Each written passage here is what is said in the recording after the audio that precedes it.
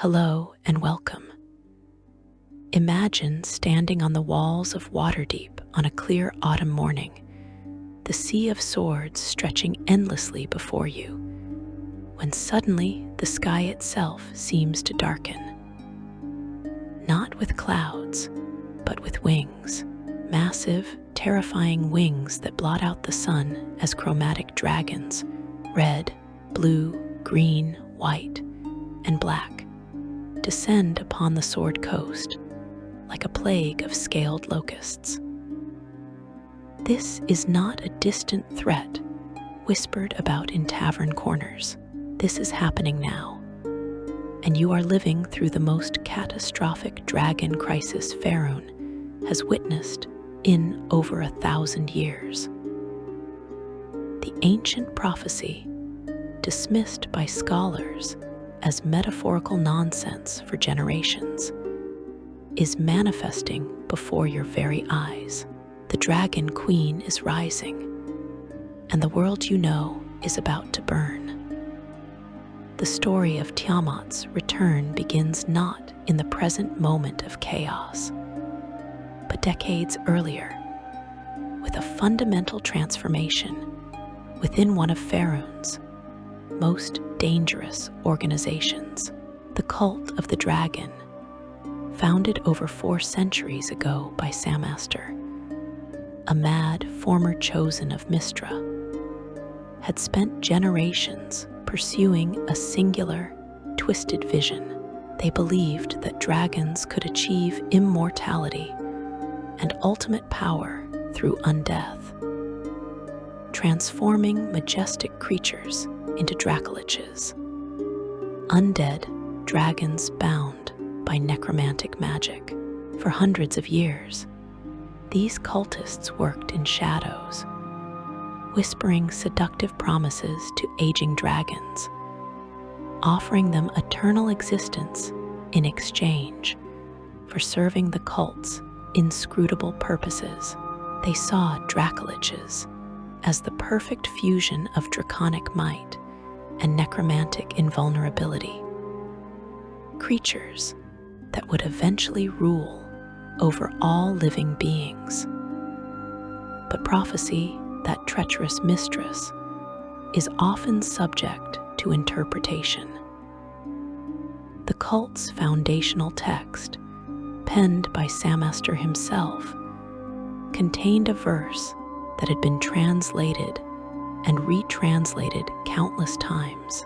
The traditional interpretation spoke of dead dragons ruling the world, which the cult had always understood to mean Draakhliches.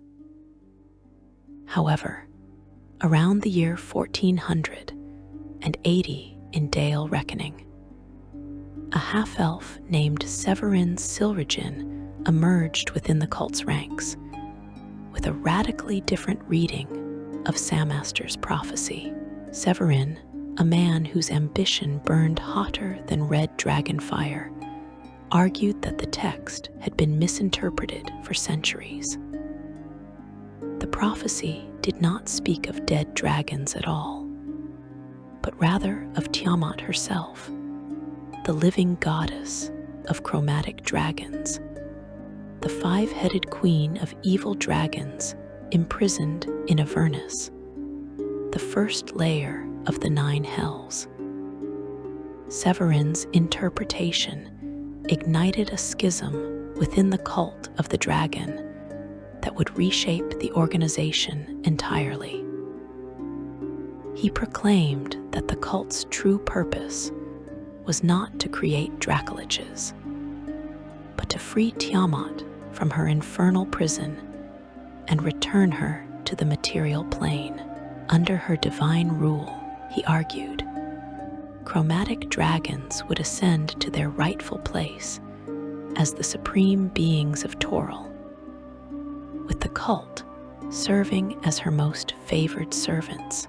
This vision proved intoxicating to many cultists who had grown weary of the endless, dangerous work of negotiating with aging dragons and performing complex necromantic rituals. Why serve dead dragons when they could serve a living goddess? The civil war within the cult was brutal but decisive. Severin, charismatic and ruthless, rallied the younger, more ambitious members to his cause. He also gained support from an unexpected source: chromatic dragons themselves. Living dragons, particularly the ancient and powerful ones, had always viewed the cult's traditional mission with suspicion and disdain. The idea of transforming into undead abominations repulsed many of them, despite the promise of immortality. But serving Tiamat, their divine mother and creator, that was different. That was destiny. One by one, powerful chromatic dragons began pledging themselves to Severin's reformed cult, and with their support, victory was inevitable. By 1489 Dale Reckoning, Severin had successfully completed his coup, becoming the undisputed leader of a transformed cult of the dragon. But Severin understood that freeing a goddess from the 9 hells required more than fervent belief and dragon allies. He needed artifacts of immense power, tools capable of bridging the gap between planes and providing the magical conduit necessary for Tiamat's essence to cross from Avernus to Faerun. These artifacts existed, scattered across the world, lost to time and buried in forgotten places.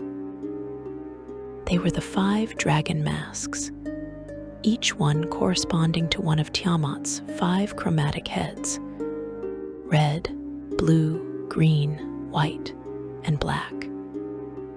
The history of these masks stretches back to the dawn of civilization, to an age when dragons ruled supreme over the nascent kingdoms of humanoids. Each mask was crafted in ancient times, imbued with the essence of Tiamat's power, designed to grant its wearer dominion over dragons of its corresponding color. The red dragon mask radiated with volcanic fury, allowing its bearer to command red dragons and resist their flames.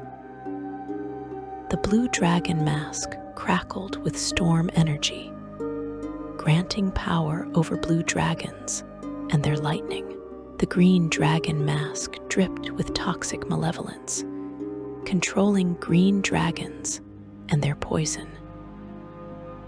The white dragon mask froze with Arctic cold, dominating white dragons and their frost. The black dragon mask corroded with acidic darkness, subjugating black dragons and their corruption. Separately, each mask represented incredible power. Together, united in a single ritual, they could form the mask of the Dragon Queen, an artifact of such tremendous magical potency that it could serve as a beacon, a summoning tool, and a key all at once. With all 5 masks combined and the proper ritual performed at a location suffused with draconic magic, Tiamat could be called forth from her prison. She would manifest on the material plane in her full, terrible glory, all 5 heads breathing destruction upon the world. Severin made the recovery of these masks his absolute priority. He restructured the entire cult around this singular mission, organizing it into 5 distinct factions, each dedicated to one chromatic dragon color, and tasked with recovering their corresponding mask. The cult of the dragon transformed from a loosely organized network of dragon-obsessed cultists into a military organization with clear hierarchy, resources, and objectives. They recruited aggressively, drawing in zealots, mercenaries, and the desperate. They established hidden strongholds across Faerun, from the frozen wastes of the north to the steaming jungles of Chult. They infiltrated cities, corrupted officials, and accumulated vast wealth through theft, extortion, and darker means. When Severin recovered the red dragon mask, he became the first Wormspeaker, the Red Wormspeaker, wielding the artifact's power to command red dragons and channel draconic magic. Other ambitious cultists soon followed his example, each seeking to claim a dragon mask and the title of Wormspeaker for their color. Rismir, a half-black dragon woman, became the Black Wormspeaker. Galvin, a human with connections to the exiled Red Wizards of Thay, claimed the Blue Dragon Mask. Narenvain, an exiled elven prince cast out from the Misty Forest, took up the Green Dragon Mask. Varam, a gold dwarf consumed by ambition, became the White Wormspeaker. Together, these 5 Wormspeakers formed Severin's inner circle, commanding vast resources and armies of devoted cultists. The cult's efforts did not go unnoticed, but for years, the various factions and governments of Faerun failed to recognize the true scale of the threat.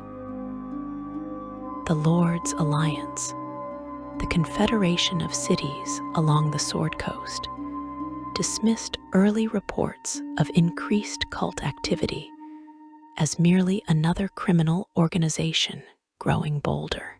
The Harpers, that ancient network of spies and do-gooders, investigated some cult operations, but failed to grasp the apocalyptic scope of Severin's plan. Even the dragons themselves, both metallic and chromatic, did not immediately understand what was happening. The world was fragmented, distracted by local conflicts and petty squabbles, and this disunity played perfectly into Severin's hands. Then came the Draakhorn. This artifact, lost for thousands of years, suddenly sounded across Faerun in the autumn of 1489 Dale reckoning. Its deep, resonant call echoing from the sea of moving ice in the far north. The Draakhorn was an ancient horn carved from dragon bone, enchanted with magic that predated most civilizations. When blown, it issued a call that every dragon on Faerun could hear, regardless of distance. It was a summons, an irresistible compulsion that pulled at the very essence of draconic nature. The cult had found it in the frozen reaches of the north, buried in an iceberg that had preserved it through the ages, and now they wielded it as a weapon. The sound of the Draakhorn changed everything. Across Faerun, chromatic dragons began to stir from their lairs. Ancient worms who had slumbered for centuries awoke with burning purpose. Younger dragons abandoned their territories and began migrating northward, drawn by the horn's call. Even dragons who had no love for Tiamat or the cult found themselves compelled to respond, fighting against the magical summons with varying degrees of success. The metallic dragons, gold, silver, bronze, brass, and copper, felt the horn's call as well, though it affected them differently. While chromatic dragons heard it as a rallying cry to glory, metallic dragons perceived it as a warning of impending doom. The attacks began almost immediately. Villages along the Sword Coast reported sightings of dragons where none had been seen in generations. Caravans traveling the trade way vanished without trace, later discovered as scorched ruins. Waterdeep itself, the greatest city of the north, watched nervously as dragons circled overhead, testing the city's magical defenses, but never quite committing to a full assault. The city of Neverwinter, still rebuilding from decades of catastrophe, found itself harried by white dragons descending from the spine of the World Mountains. Baldur's Gate reinforced its walls and hired every wizard it could afford to strengthen its wards. Severin, meanwhile, had positioned himself and his Wormspeakers at the heart of the cult's grand design. These individuals were not mere lieutenants, but true believers in Tiamat's supremacy, willing to sacrifice anything, including themselves, to see their goddess walk the material plane once more.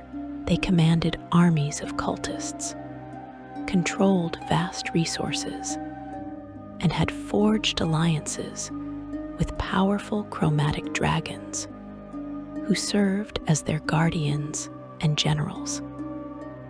The Red Wormspeaker, Severin himself, commanded the largest faction, controlling operations across the Anarok Desert and the lands surrounding the ancient realm of Netheril.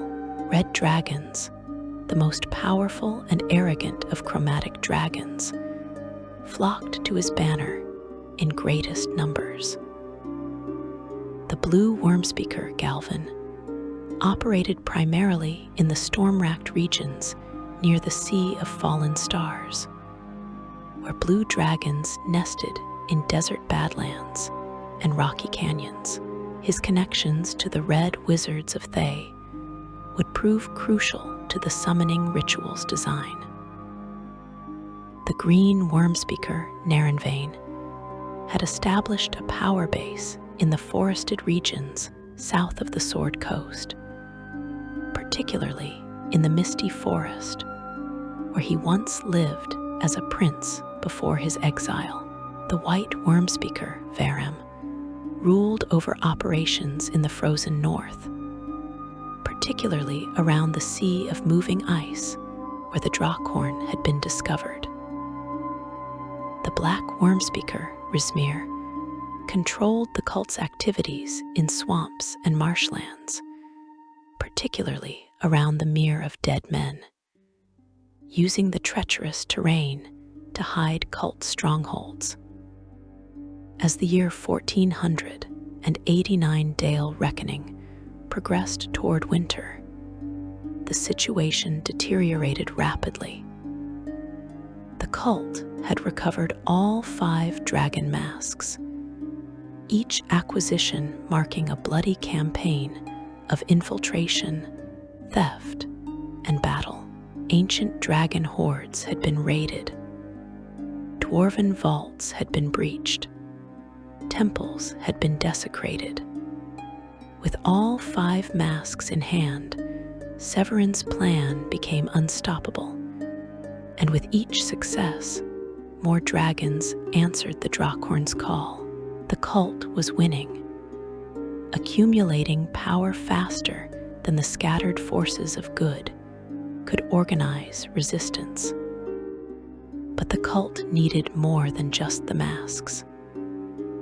They required a location of sufficient magical power to perform the summoning ritual, a place where the barrier between planes was thin. and where draconic magic had soaked into the very stone over millennia. Severin had identified such a place. The Well of Dragons, an ancient location hidden in the northern reaches of Faerun. This site, once home to a great draconic civilization, had been abandoned for thousands of years, its exact location forgotten by most of the world. But the cult scholars had found references to it in ancient texts, and their agents had spent years searching until they finally located the ruins. The Well of Dragons was perfect for Severin's purposes. It was remote, defensible, and saturated with residual draconic magic from the ancient dragons who had once gathered there. The cult immediately began fortifying the location, transforming it into a massive stronghold. They carved temples into the ancient stone, erected walls and towers, and established barracks for the army of cultists who would defend the site. They created ritual chambers where the summoning would take place, inscribing the walls with magical formulas and infernal symbols that would help channel Tiamat's essence from Avernus. You stand now at the precipice of these events, watching as the world tips toward catastrophe. The cult has grown from a secret society into an army. Dragons rule the skies with impunity. Cities cower behind their walls, while wilderness communities are abandoned entirely. Trade has collapsed across vast regions. Refugees flood into the few remaining safe havens, bringing tales of destruction and dragon fire. The Sword Coast, once a beacon of civilization and commerce, teeters on the edge of complete collapse. And somewhere in the frozen north, in the Well of Dragons, Severin Silrajin prepares the ritual that will change everything. The dragon masks have been gathered. The Draakhorn continues to sound. An army of cultists and dragons assembles, ready to defend the ritual site against any who would dare interfere. The barrier between Avernus and the material plane grows thinner with each passing day. Weakened by powerful magic and infernal bargains, Tiamat waits in her prison, 5 heads dreaming of freedom, of revenge, of conquest. This is where you enter the story, at the moment when heroes are desperately needed, when the fate of Faerun hangs by the most fragile thread, and when the choices made in the coming days will determine whether civilization survives or whether the world falls under the shadow of 5 chromatic heads, breathing fire, acid, lightning, poison, and frost upon all who dare defy the Dragon Queen. Section 2. The Council of Waterdeep and Political Machinations. The crisis could not be ignored any longer. When dragons began openly attacking settlements along the Sword Coast in coordinated strikes, when the Draakhorn's call shook windows in Waterdeep itself, when refugees flooded into every walled city with tales of entire villages reduced to ash, the powers of Faerun finally understood that individual responses would not suffice. No single city, no matter how powerful, could stand against the rising tide of draconic fury. No single organization, regardless of its resources or expertise, could counter the cult of the dragon's vast network and growing army. Survival demanded unity, and unity required cooperation between groups that had spent decades, sometimes centuries, viewing each other with suspicion, disdain, or outright hostility. The call for a grand council originated from multiple sources simultaneously, a rare moment of agreement among rival powers. The leadership of Waterdeep, recognizing that their city, despite its formidable defenses and wealth, could not weather this storm alone, opened their doors to a gathering of unprecedented scope. The Harpers, through their extensive spy network, had pieced together enough intelligence about the cult's true objectives to understand the apocalyptic scope of the threat.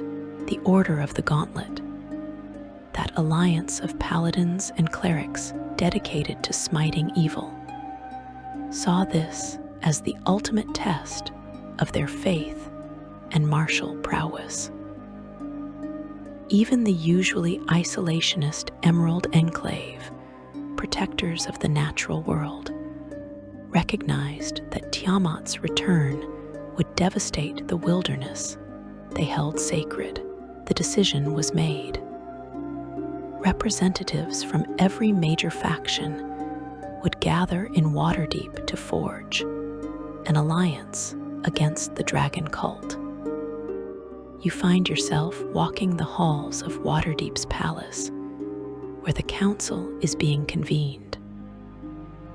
The palace, a sprawling complex of towers and grand chambers overlooking the harbor, has been transformed into a fortress within a fortress.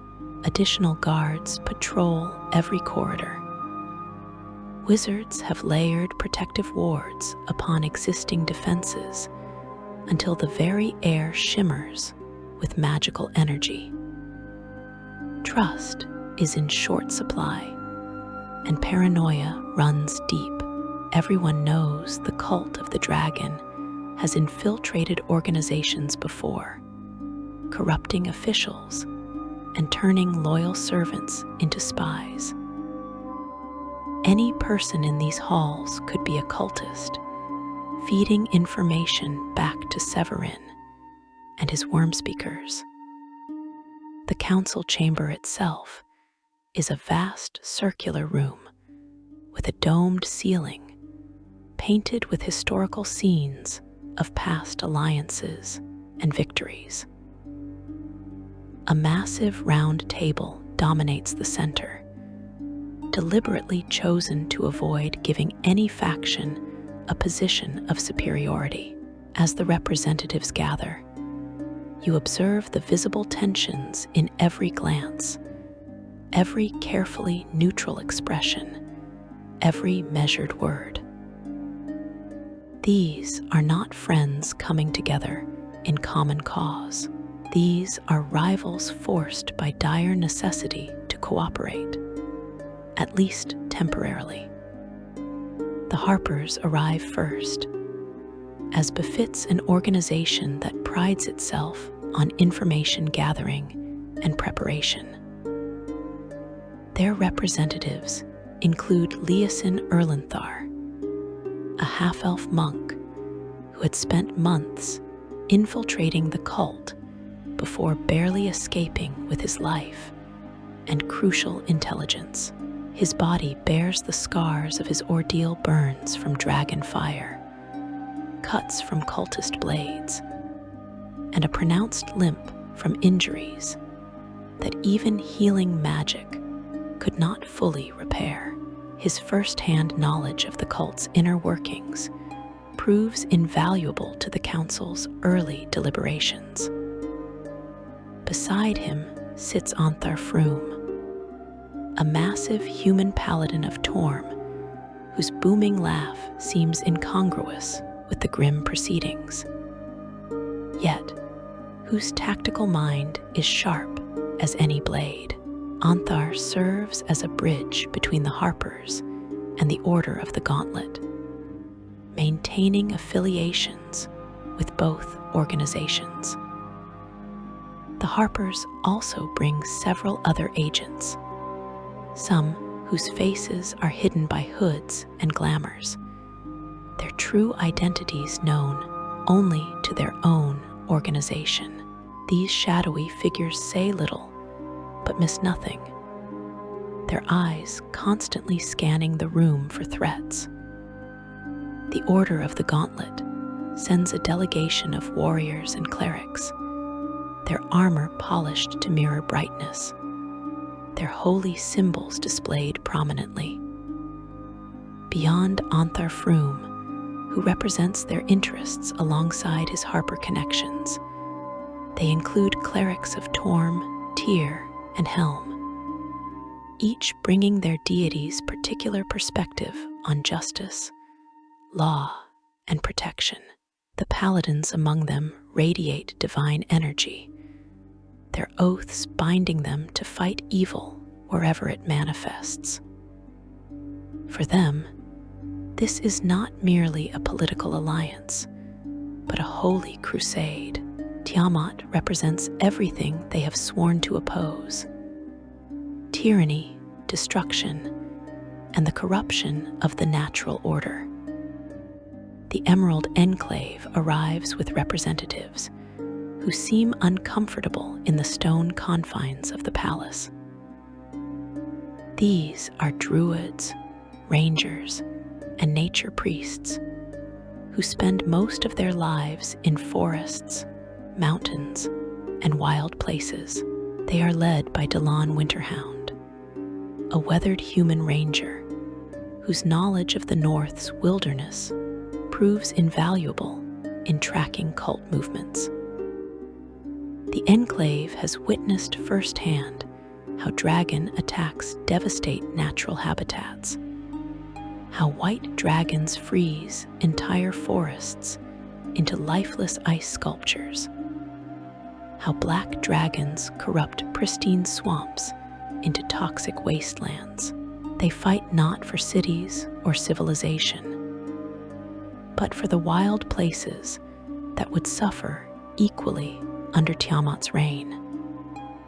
The Lord's Alliance dispatches ambassadors from Waterdeep, Neverwinter, Baldur's Gate, and several smaller cities. These are politicians and nobles accustomed to diplomatic maneuvering, trade negotiations, and the delicate balance of power among city-states.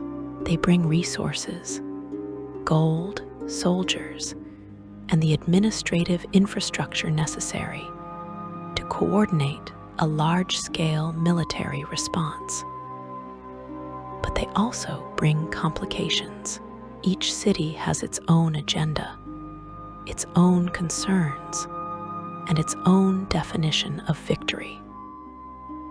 Waterdeep's representative emphasizes protecting trade routes and maintaining economic stability.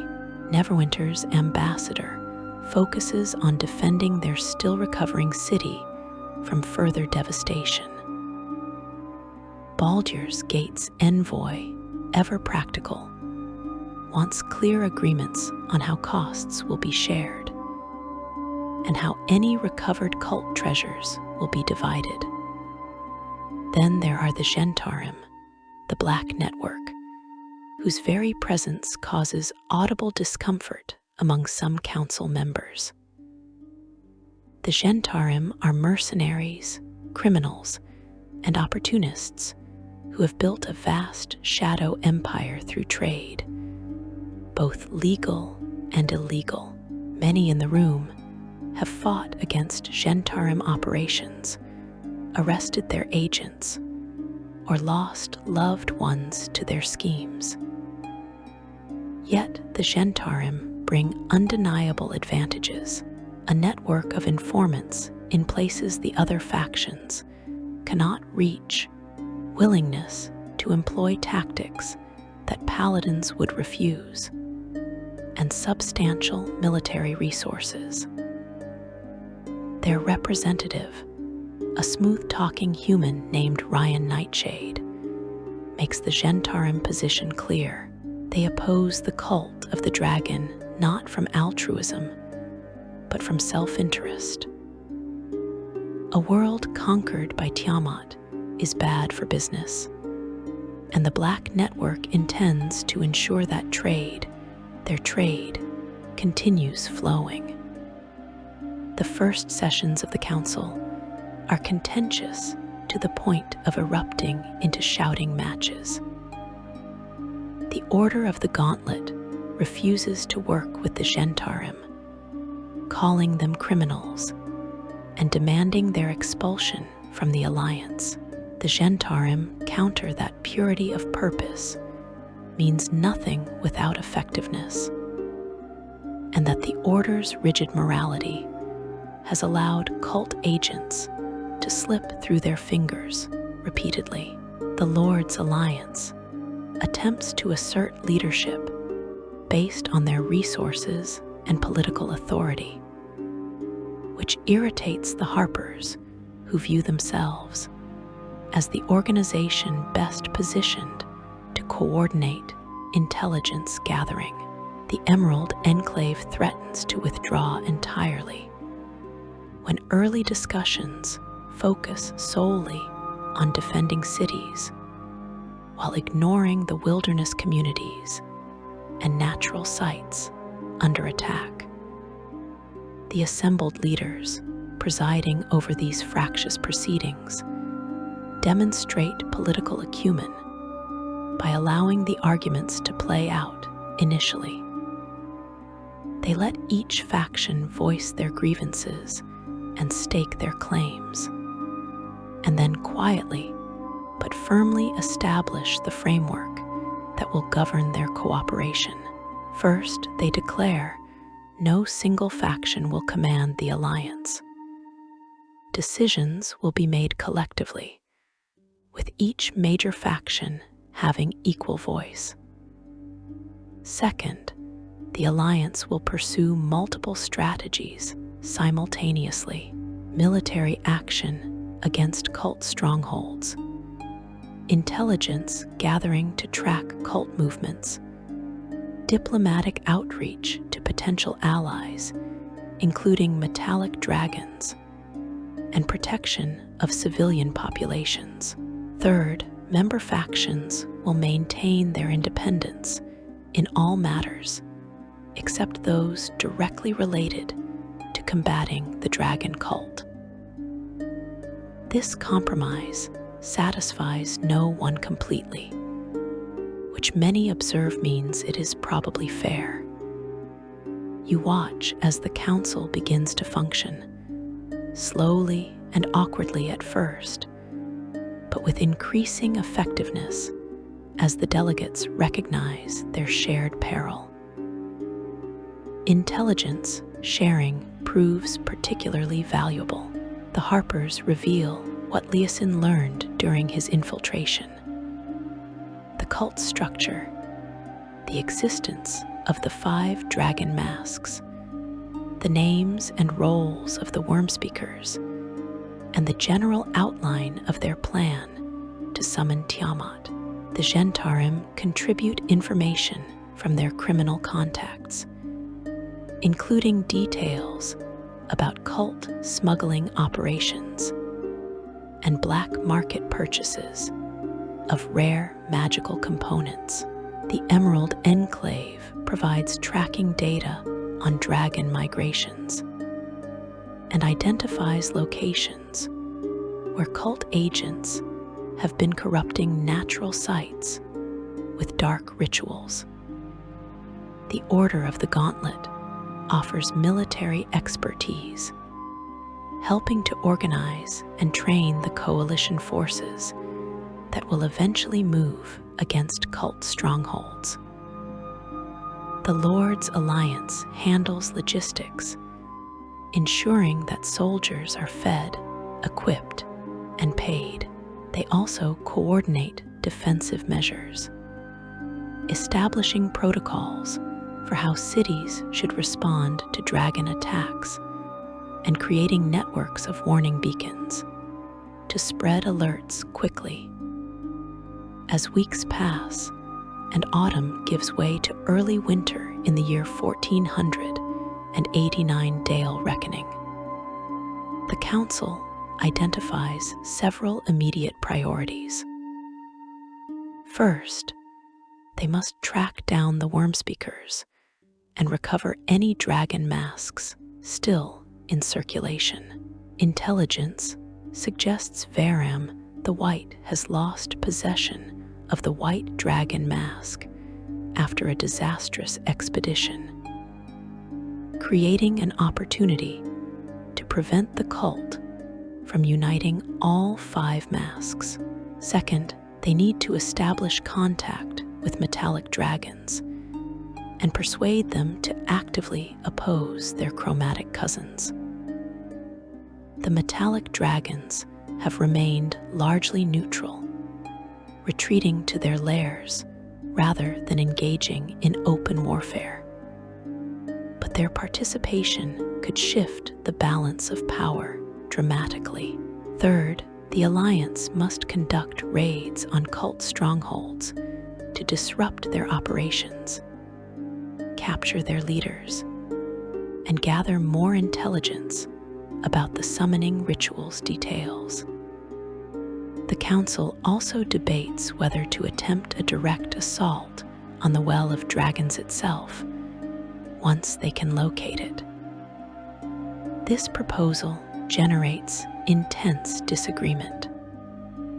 The Order of the Gauntlet, predictably, favors a massive military strike to destroy the cult in their stronghold before they can complete the ritual. The Harper's Council caution, arguing that they lack sufficient intelligence about the site's defenses and that a premature attack could end in catastrophic failure. The Emerald Enclave questions whether any force they can assemble would suffice against an army of cultists supported by dozens of adult and ancient dragons. The Lord's Alliance worries about the cost, both in gold and lives, of such an operation. The Gentarim, ever practical, suggests focusing on smaller, achievable objectives rather than gambling everything on a single, desperate assault. Meanwhile, you become aware of individual stories emerging from the Council's deliberations. Leosin Erlenthar shares his experiences infiltrating the cult, describing the fanaticism he witnessed. Cultists truly believe Tiamat will usher in a new age where they will be rewarded with power beyond imagination. They see themselves not as villains, but as visionaries preparing the world for its rightful ruler. This religious fervor makes them dangerous beyond mere military threat. They will not surrender, will not negotiate, and will sacrifice themselves willingly to advance their goddess's return. Anthar Froom recounts leading paladins against a cult stronghold in the Sunset Mountains, where they discovered evidence that the cult had been conducting rituals to weaken the planar barriers. These rituals involved horrific sacrifices, both animal and humanoid. Their blood used to inscribe massive magical circles that pulsed with infernal energy. Even after the paladins cleansed the site, the sense of wrongness lingered, as if reality itself had been scarred. Delan Winterhound describes tracking a white dragon through the spine of the World Mountains, watching as it systematically destroyed a chain of remote villages. The dragon was not hunting for food or treasure, but seemed to be following orders, clearing the region of all humanoid presence. The Emerald Enclave came to believe the cult was creating secure territories where dragons can operate without resistance, establishing the foundations for what might become a dragon-ruled world order. The Zhentarim representative reveals that cult agents have been manipulating markets, buying up magical items, rare metals, and spell components in quantities that suggest something massive is being prepared. They have also been recruiting mercenaries, offering gold far beyond normal rates for fighters willing to serve at an undisclosed location. Many of these mercenaries have disappeared into the north and not been heard from since, presumably now garrisoned at the Well of Dragons. As the Council establishes itself, you observe the formation of smaller working groups tasked with specific missions. One group focuses exclusively on tracking Varam and recovering the white dragon mask before the cult can reclaim it. Another group attempts to forge alliances with metallic dragons, despite the difficulty of even finding these reclusive creatures, much less convincing them to risk open war. A third group plans raids on identified cult strongholds, coordinating between Order of the Gauntlet Fighters, Harper agents, and Zhentarim mercenaries in uneasy but effective collaboration. The political maneuvering never ceases entirely. The Lord's Alliance attempts to position itself as the Alliance's public face, hoping to claim credit for eventual victory. The Harpers work to maintain control over intelligence operations, sometimes withholding information from other factions until they can verify it independently. The Order of the Gauntlet pushes constantly for more aggressive action, their paladins chafing at the slow pace of careful planning. The Emerald Enclave periodically reminds everyone that cities are not the only things worth defending.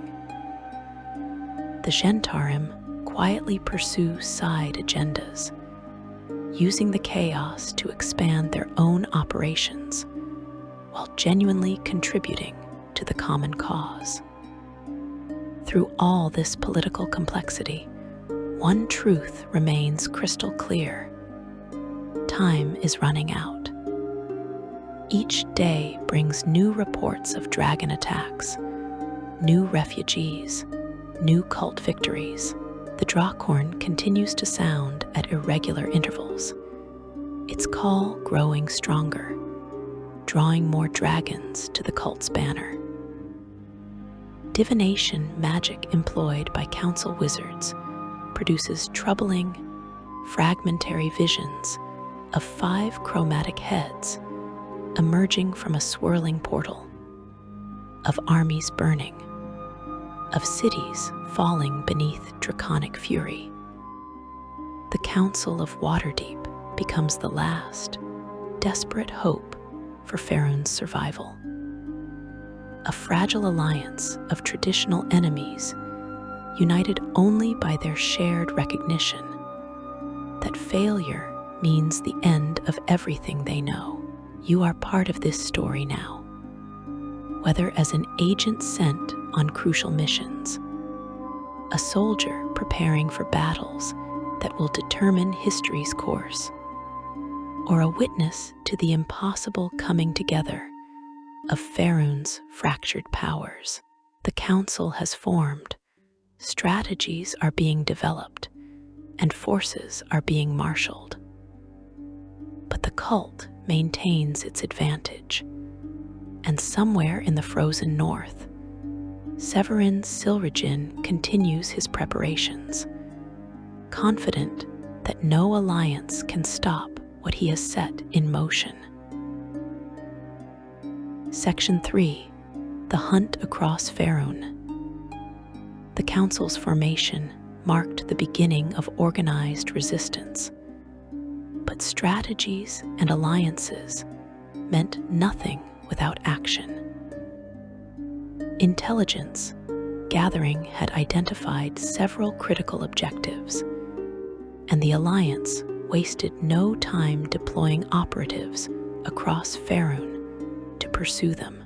You find yourself swept up in this desperate hunt, traveling from the frozen wastes of the sea of moving ice to the necromantic horrors of Thay. From ancient dragon sanctuaries, hidden in remote mountain ranges, to bustling port cities, where cult agents move openly among unsuspecting populations. This is a race against time, a continent-wide scramble to disrupt cult operations, recover the dragon masks if possible, and somehow prevent the completion of a ritual that grows closer to fruition with each passing day. The hunt for Varam the White becomes one of the Alliance's first major operations. The gold dwarf Wormspeaker, after recovering the white dragon mask from its hiding place, made the catastrophic mistake of losing it during a failed expedition into the Serpent Hills. Council intelligence suggests Varam himself was captured by Yuan-Ti, the serpent folk who dwell in ancient ruins scattered throughout that treacherous region. The Alliance recognizes this as a rare opportunity. If they can reach Varam before the cult rescues him, they might extract valuable information about the summoning ritual and potentially secure the white dragon mask before Severin can reclaim it. You journey southward with a mixed party of Alliance operatives, paladins from the Order of the Gauntlet, to provide martial strength and divine healing, rangers from the Emerald Enclave who can navigate the treacherous wilderness, Harper agents skilled in interrogation and information extraction, and even a Gentarim mercenary whose experience with hostile negotiations proves valuable despite the paladin's constant disapproval of his methods. The Serpent Hills live up to their ominous reputation, a landscape of rocky badlands and hidden valleys where danger lurks behind every stone outcropping. The Yuan-Ti temple where Varam is held captive presents a challenge unlike facing human cultists. These serpent folk worship their own dark gods and view both the cult of the dragon and the Alliance with equal contempt. Their underground complex winds through natural caverns, enhanced by ancient architecture, its walls carved with serpentine imagery that seems to writhe in torchlight. The Yuan-Ti have interrogated Varam themselves, seeking to understand why a dwarf would venture into their territory, and they guard him as both prisoner and potential bargaining chip. The rescue operation becomes a brutal fight through winding passages, where Yuan-Ti purebloods, abominations, and Malicens defend their temple with fanatic zeal and venomous strikes. When you finally reach Varam's cell, you find the white Wormspeaker broken in spirit, if not entirely in body. His capture and the loss of the white dragon mask have shattered his confidence. Without the mask's power, he appears as merely an aging dwarf whose ambitions exceeded his capabilities. Under interrogation, gentle from the Harpers, forceful from the Gentarim, Veram reveals crucial information about the cult's plans, confirming that all 5 Wormspeakers were to gather at the Well of Dragons for the summoning ritual. But the white dragon mask itself is not here. Veram lost it before his capture, and the Yuan-Ti either never found it or have hidden it elsewhere in their sprawling underground domain. The search through the temple complex continues, racing against time as Yuan-Ti reinforcements respond to the intrusion. Eventually, in a treasure vault guarded by a massive Yuan-Ti abomination, the white dragon mask is recovered, its icy presence unmistakable even among the other treasures the serpent folk have accumulated over centuries. With Veram captured and the white dragon mask secured, the Alliance scores its first major victory against the cult. The mask is transported under heavy guard back to Waterdeep, where it is placed in a magically sealed vault. This denies Severin one of the 5 crucial artifacts he needs, potentially disrupting his entire plan. However, celebration proves premature when divination magic reveals a troubling truth. The cult has anticipated this possibility and prepared contingencies. They possess rituals that might allow them to proceed with only 4 masks, albeit at reduced effectiveness, or they may attempt to recover the white dragon mask through assault on Waterdeep itself. Meanwhile, other Alliance operations unfold across Faerun.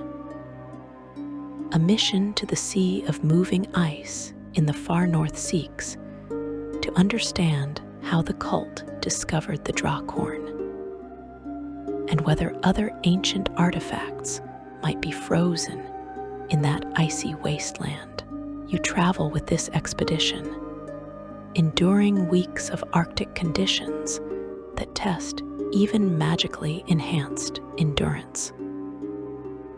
The Sea of Moving Ice is a realm of endless white, where massive icebergs drift on frigid waters and white dragons hunt with impunity. The expedition discovers a cult outpost built into one of the larger icebergs, a temporary fortress serving as a way station for cultists and dragons traveling to the Well of Dragons. The outpost is defended by white dragons who use the terrain to devastating advantage, diving from clouds to attack before retreating into ice caves, where pursuit becomes treacherous. The battle for the iceberg fortress tests the Alliance forces severely, with several members falling to dragon breath or succumbing to the lethal cold. Inside the fortress, you find evidence of the cult's extensive operations in the region.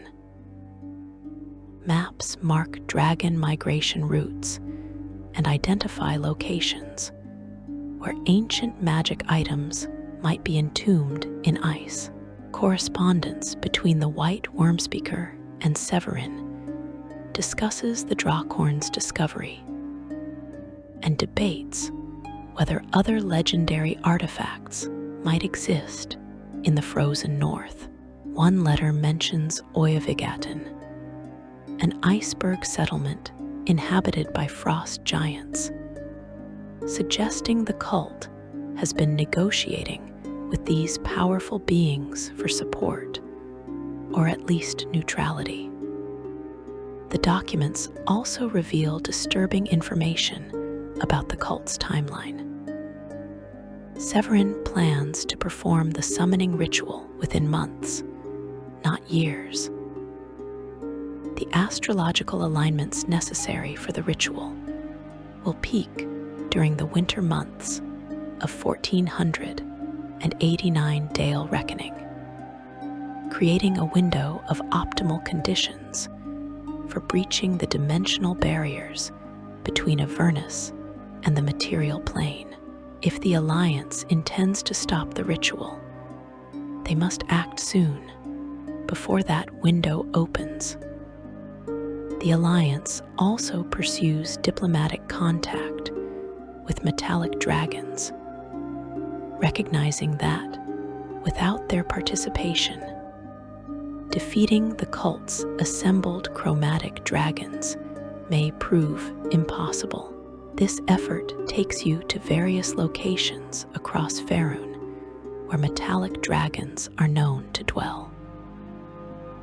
One such journey leads to the Nether Mountains, where a silver dragon named Ataraliakarnos has lived for centuries, maintaining careful watch over the surrounding regions. Approaching a dragon, even a good-aligned one, requires proper protocols and genuine respect. Metallic dragons are not humans with wings and scales. They are ancient, powerful beings with perspectives shaped by centuries of experience.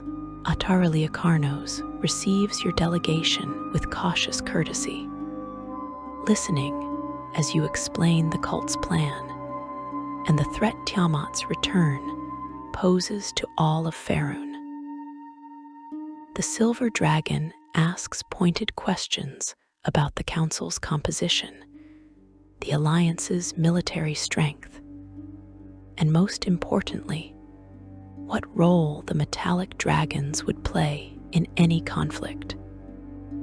The negotiations prove delicate. Metallic dragons have long memories of past betrayals by humanoid civilizations.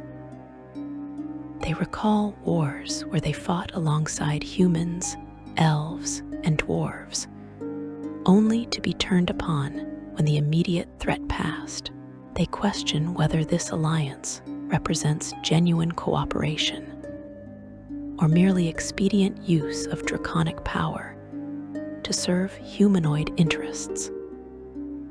The diplomats must demonstrate that this threat endangers dragons as much as cities, that Tiamat's reign would mean the subjugation or extinction of metallic dragons, and that shared survival requires shared risk. Ataraliakarnos eventually agrees to carry word to other metallic dragons, calling for a gathering to discuss the crisis. This represents progress, though the silver dragon makes clear that each metallic dragon will decide individually whether to participate in opposing the cult.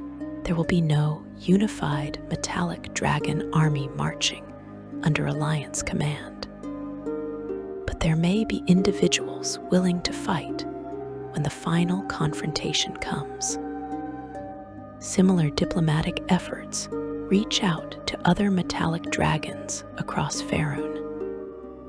Some respond positively, recognizing the existential threat. Others remain skeptical or isolationist, unwilling to risk themselves in what they view as humanoid conflicts. A few gold dragons, the most powerful and proudest of metallic dragons, prove particularly difficult to convince, questioning whether Tiamat could actually break free from her infernal prison, or whether the cult is merely deluding itself. The diplomats must present evidence, share intelligence, and in some cases, arrange for the dragons to witness cult operations firsthand before they accept the threat's reality. Back in more civilized regions, Alliance forces conduct raids on cult strongholds to disrupt their operations and gather intelligence. One significant operation targets a cult fortress near Parnast, a small town in the Grey Peak Mountains that the cult has effectively taken over. The fortress serves as a staging ground for cult operations across the region and houses considerable wealth accumulated through raiding and extortion. The assault on Parnast requires coordination between multiple Alliance factions. The Order of the Gauntlet provides the main assault force, paladins and clerics leading soldiers in a direct attack on the fortress walls. The Harpers infiltrate the town beforehand, gathering intelligence about defenses and identifying potential allies among the cowed population.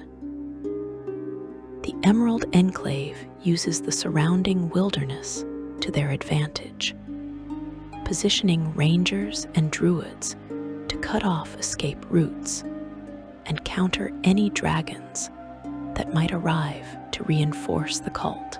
The Gentarim, characteristically, focus on securing the cult's treasure before it can be destroyed or hidden. The battle proves costly but successful. The fortress falls after a day of intense fighting, its cult defenders slain or captured. Documents recovered from the fortress commander reveal detailed information about the cult's logistics, supply routes, recruitment numbers, and correspondence with the Wormspeakers. One particularly valuable find is a partial map showing the general location of the Well of Dragons, somewhere in the volcanic Badlands, northeast of the Sunset Mountains. The map is incomplete, clearly intended only to guide cult agents traveling to the site, but it provides the first solid evidence of where Severin is preparing the summoning ritual. As winter deepens and the year 1489 Dale Reckoning approaches its end, dragon attacks intensify dramatically across the Sword Coast and beyond. What began as isolated incidents becomes a coordinated campaign of terror. Chromatic dragons strike cities and towns with increasing boldness, following patterns that suggest central coordination from the Well of Dragons. White dragons descend on Icewind Dale, freezing entire communities and driving survivors south toward already overcrowded cities. Green dragons poison water sources in the forests south of Waterdeep, making entire regions uninhabitable. Blue dragons destroy caravans along the trade way with lightning and sandstorms, collapsing the commercial networks that bind civilization together. The black dragons prove particularly insidious, corrupting swamps and marshlands with their acidic breath and necromantic presence. The Mere of Dead Men, already a dangerous swamp, becomes completely impassable as black dragons and their cult allies establish control, using the treacherous terrain to stage raids on nearby settlements. Red dragons, most powerful and arrogant of all chromatic dragons, strike at symbols of humanoid achievement, burning libraries, destroying temples, and reducing fortresses to molten slag. They make no attempt at stealth, flying in broad daylight, reveling in the terror they inspire. You witness these attacks firsthand during various missions, seeing the devastation the dragons inflict and the fear they spread. In one instance, you help defend a refugee caravan traveling to Waterdeep safety.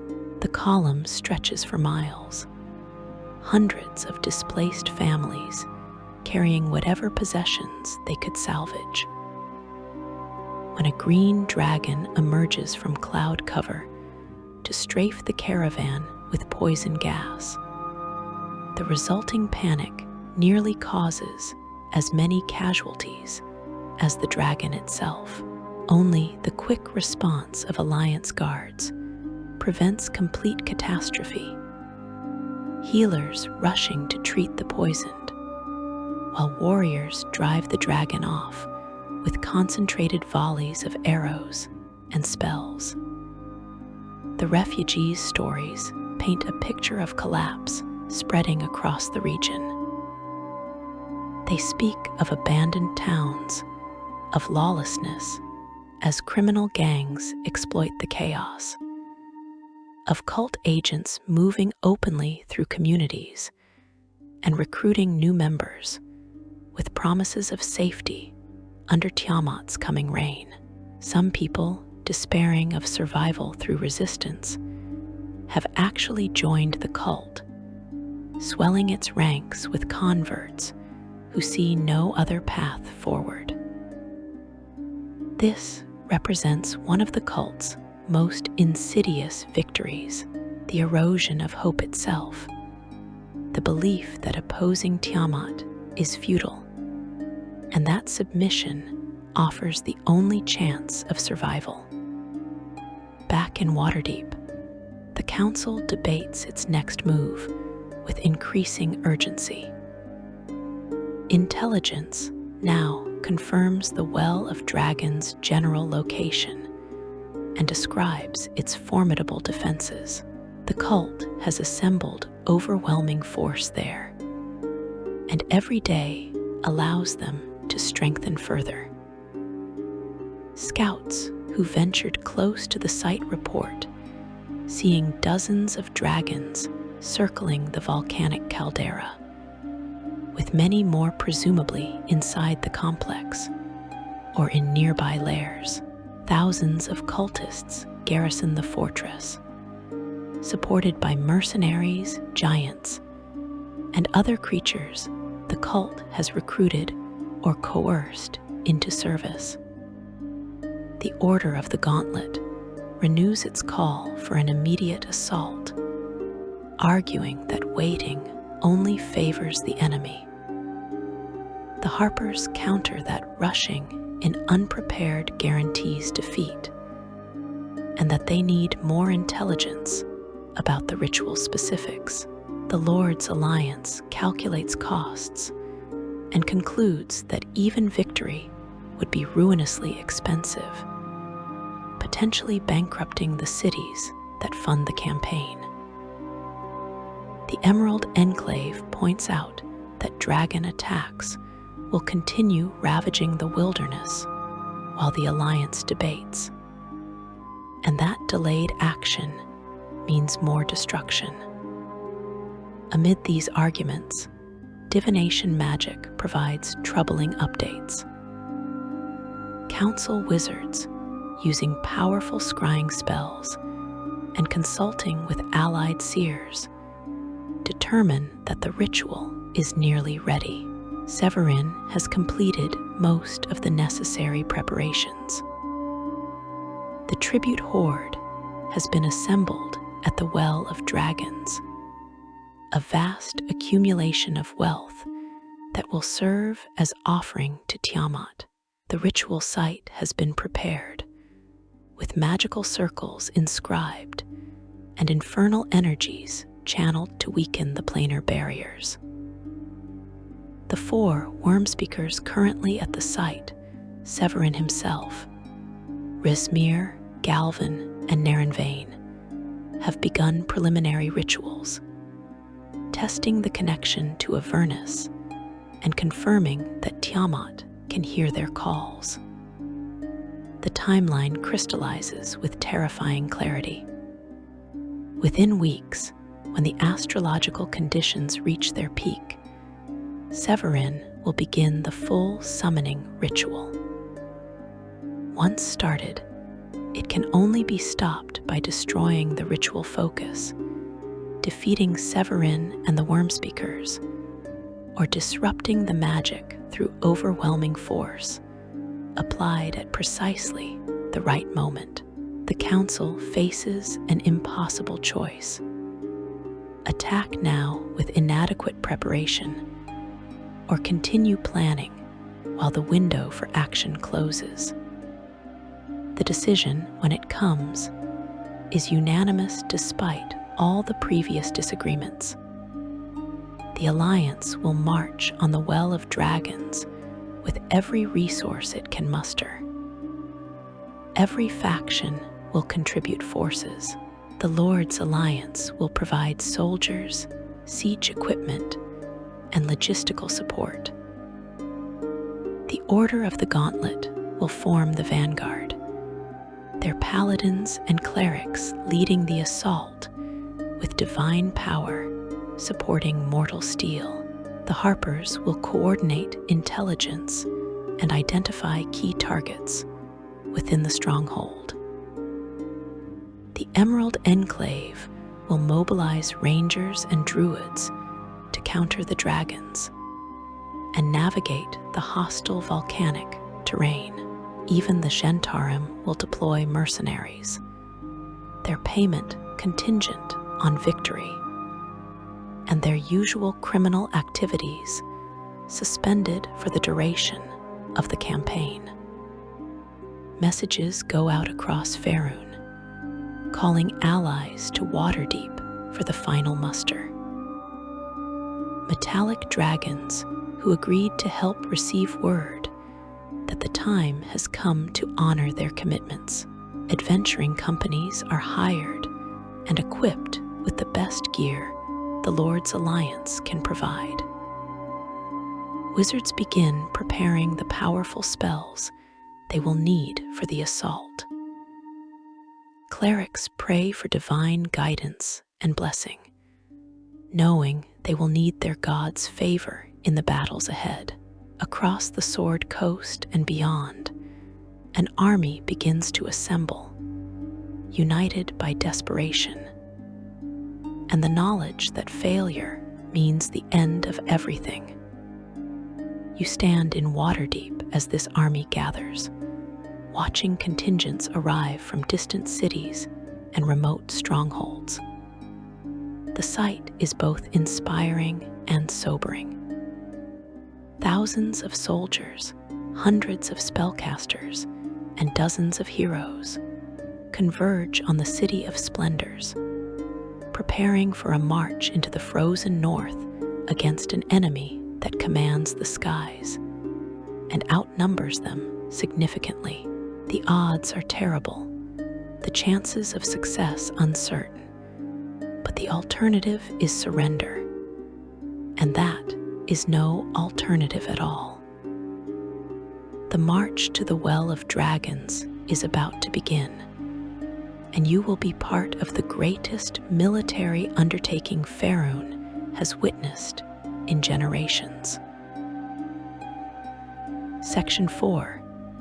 The Well of Dragons and Tiamat's Summoning. The march north begins in the depths of winter, when the year 1489 Dale reckoning is barely begun, and the Sword Coast lies buried under snow. The Alliance army moves as quickly as terrain and weather allow, but speed proves elusive when thousands of soldiers must traverse frozen wilderness carrying supplies, siege equipment, and the hope of an entire civilization.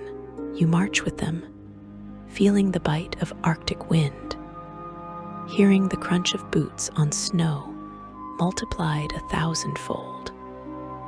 watching the columns stretch for miles behind and ahead, as far as the eye can see. The journey tests everyone. Nights are brutal affairs where even magical warming cannot fully penetrate the cold's deadly grip. Scouts report back with frostbitten faces, describing the desolate landscape that lies ahead. The terrain grows increasingly hostile as the army pushes north and east, leaving behind the last vestiges of civilization. Trees become sparse and twisted, then disappear entirely. The ground transitions from snow-covered rock to barren volcanic stone, evidence of ancient cataclysms that rendered this region uninhabitable millennia ago. Dragons shadow the march constantly. Chromatic dragons circle overhead, sometimes diving close enough that you can see individual scales gleaming in the weak winter sunlight before they climb back into the clouds. They do not attack in force, not yet, but their presence serves as psychological warfare, a constant reminder that the cult knows exactly where the army is and how slowly it moves. The few metallic dragons who agreed to accompany the march provide some comfort, flying protective patterns around the column.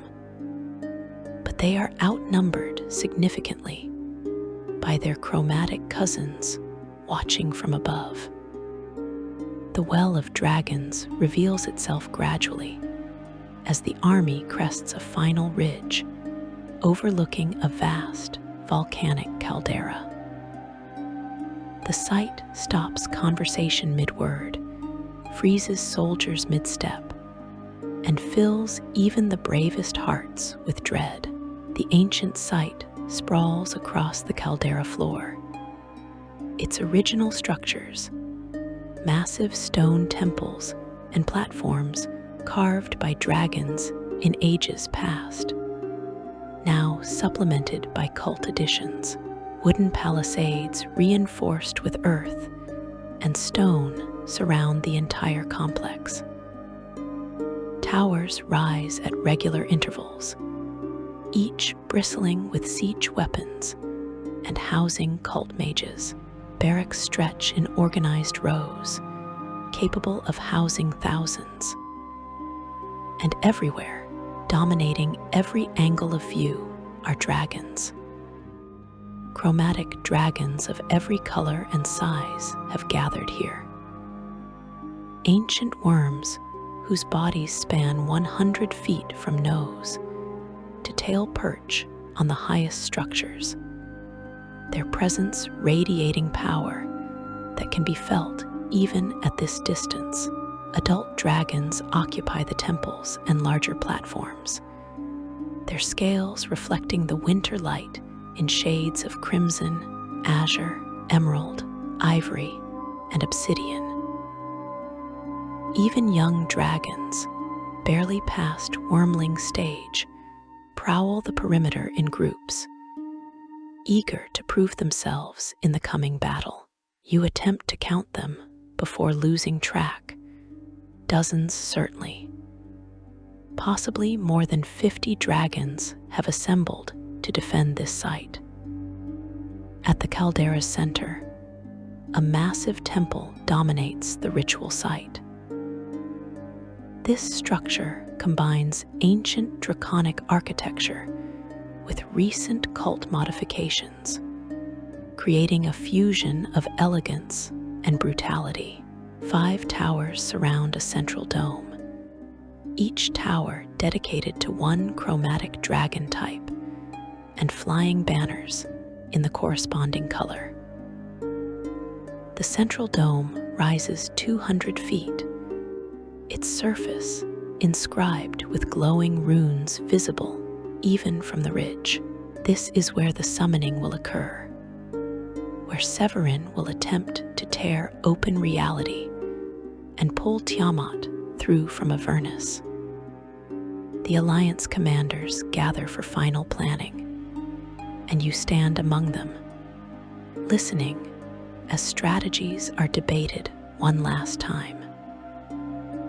The original plan called for a coordinated assault from multiple directions, using the army to breach the palisade, while elite forces pushed directly toward the central temple to disrupt the ritual.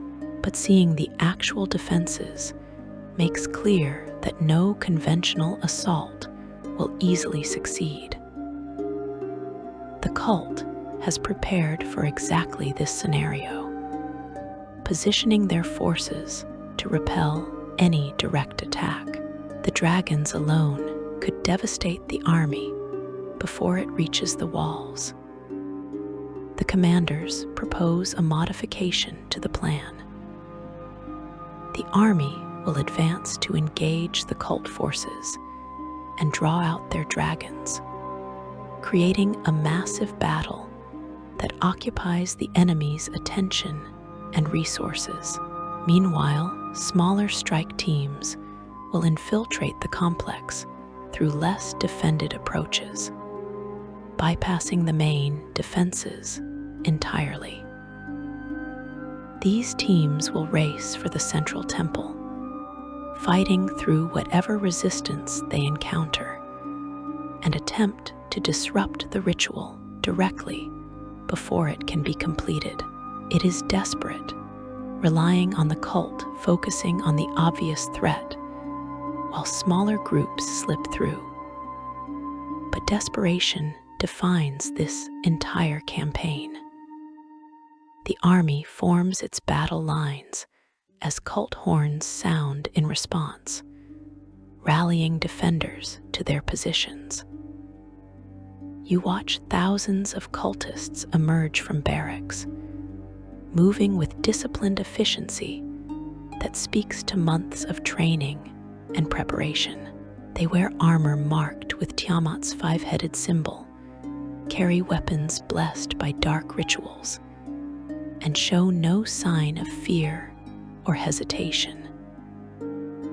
These are true believers marching to certain battle, confident that their goddess will reward their sacrifice, whether they live or die. The dragons respond to the army's deployment with roars that shake the very ground.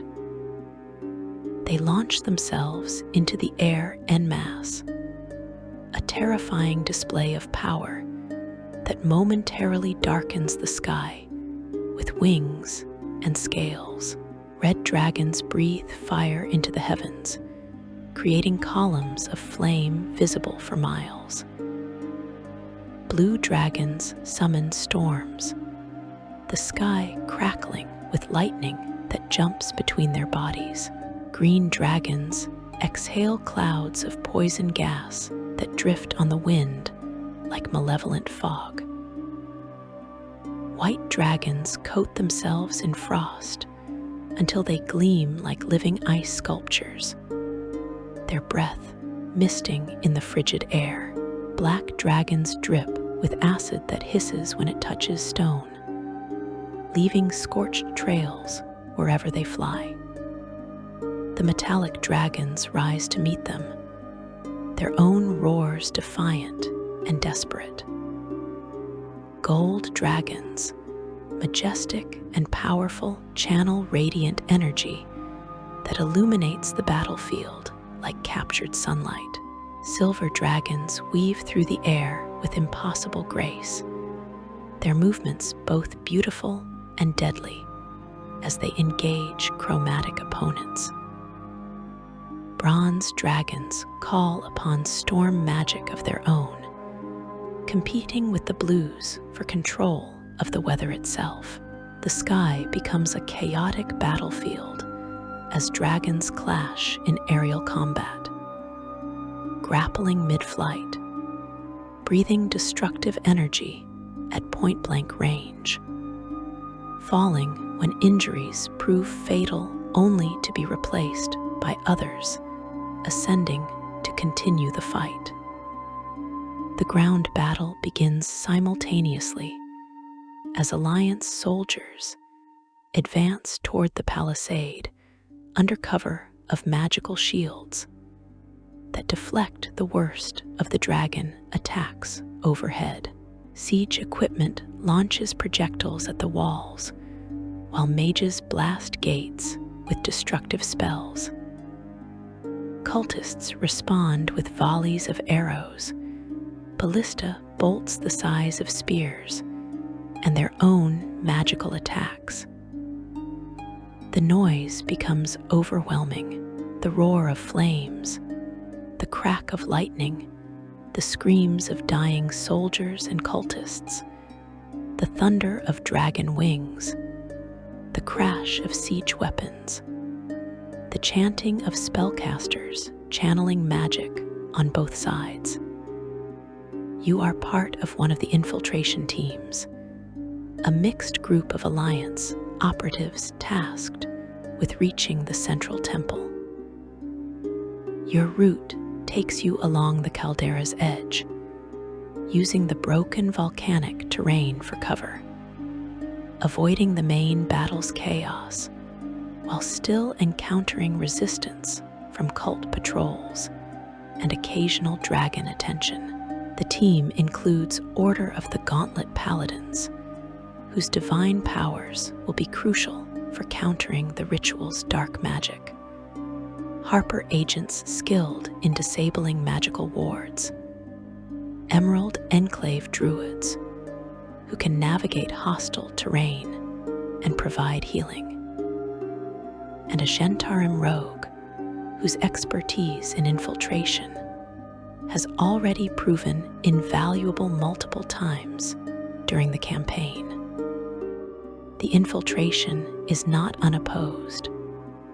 Cult guards patrol even secondary approaches, and you fight running battles through the complex's outer regions. Cultists emerge from buildings, forcing brief but vicious combat before your team can continue. A young green dragon spots your group and attacks, breathing poison before your druids can counter with purification magic. 2 paladins fall to the dragon's claws before concentrated attacks from the entire team drive it off. Wounded but alive, the team continues forward, knowing that delay means failure, knowing the ritual might already be beginning in the temple ahead. Inside the complex proper, you witness the full scope of cult preparation. Storerooms contain enough supplies to sustain an army for months. Armories hold thousands of weapons and suits of armor, evidence of the cult's long-term planning and vast resources. One chamber contains the cult's accumulated hoard, the tribute for Tiamat. Mountains of platinum coins, gems the size of fists, magical items radiating power, art objects worth fortunes individually, and kingdoms collectively. The total value staggers the imagination, representing wealth beyond what most people will see in a lifetime, all gathered as offering to a goddess of greed. Your team bypasses the treasure chamber, focusing solely on the ritual site. The central temple's approach is guarded by the Wormspeakers themselves, or at least those who remain. Intelligence suggested 5 Wormspeakers, but Varam is in Alliance custody, leaving 4 to defend the ritual. Each wears their dragon mask and commands draconic powers channeled through the artifacts, making them far more dangerous than ordinary cultists or even veteran warriors. Severin Silrajin, the red worm-speaker and architect of this entire plan, stands before the temple entrance. The red dragon mask has transformed him, his features taking on reptilian characteristics, his eyes glowing with inner fire. He breathes flame with the intensity of an adult red dragon despite his half-elf form, and his voice carries the commanding authority of draconic majesty. Around him stand the other worm-speakers. Rismir, the half-black dragon woman whose black dragon mask amplifies her already formidable acidic powers. Galvin, the human whose blue dragon mask crackles with constant lightning, and Narenvain, the exiled elf prince whose green dragon mask drips with poison that wilts plant life wherever it falls. The battle against the worm-speakers tests your team to its absolute limits. These are not mere lieutenants, but champions empowered by artifacts of legendary potency, each commanding powers that rival adult dragons. Paladins channel divine energy to counter draconic magic, their holy weapons striking against scale-hardened skin that resists ordinary steel.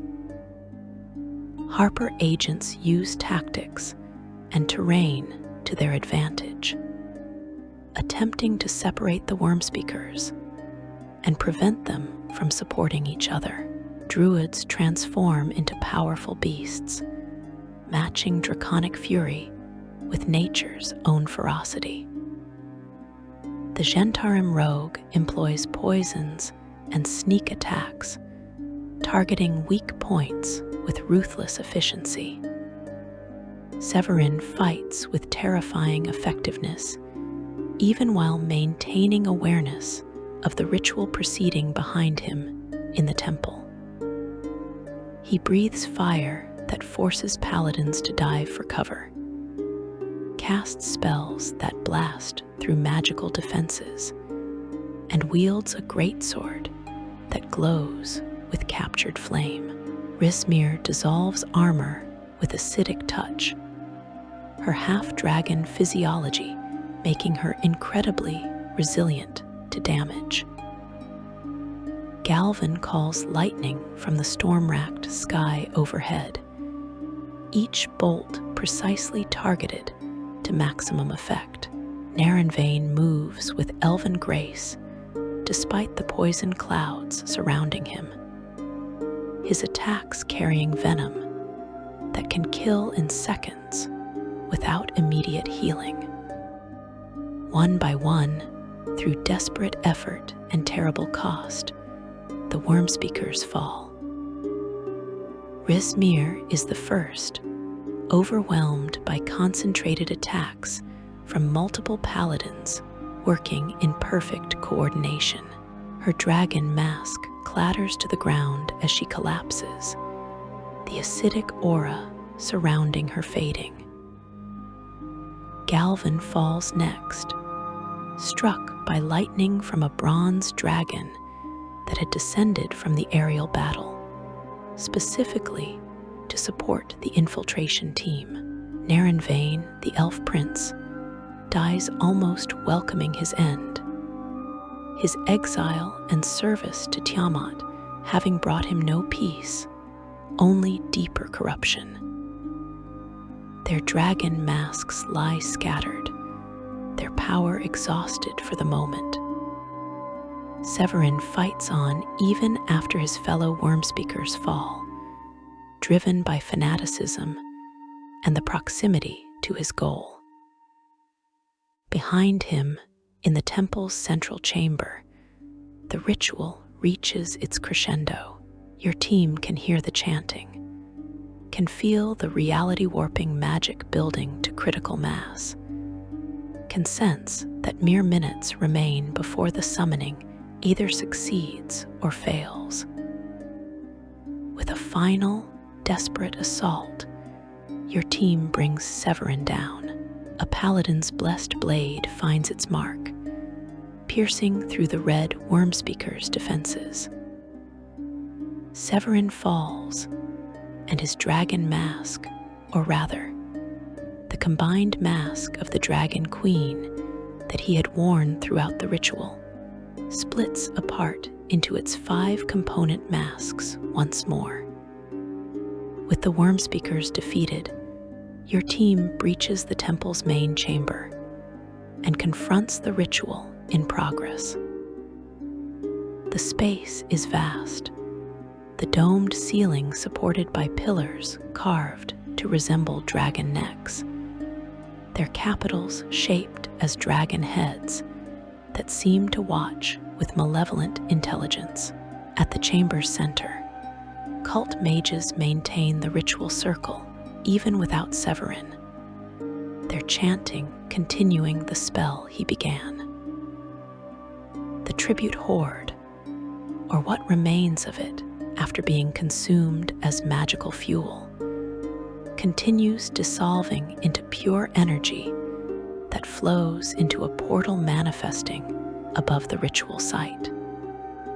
The portal tears reality open, expanding with each passing second, its edges crackling with crimson lightning that arcs between the material plane and Avernus beyond.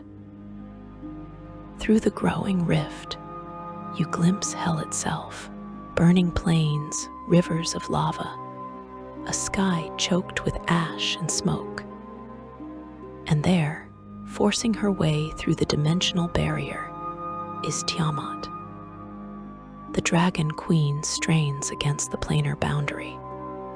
Her 5 heads, red, blue, green, white, and black, each the size of a building, each radiating divine power that makes mortal magic seem insignificant by comparison. Her red head breathes fire that melts the barrier between planes, creating wider gaps for her passage.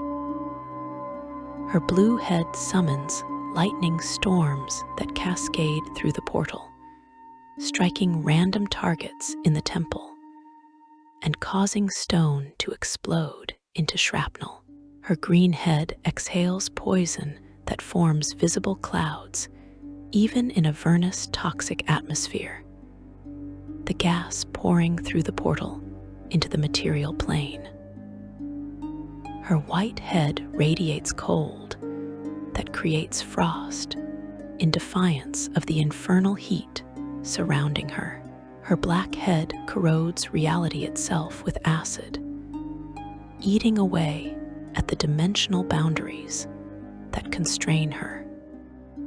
The battle that follows tests every resource your team possesses.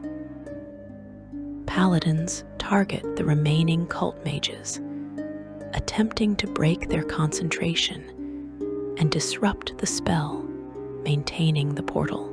Harper agents assault the ritual circle itself, trying to damage the inscribed lines and break the magical structure.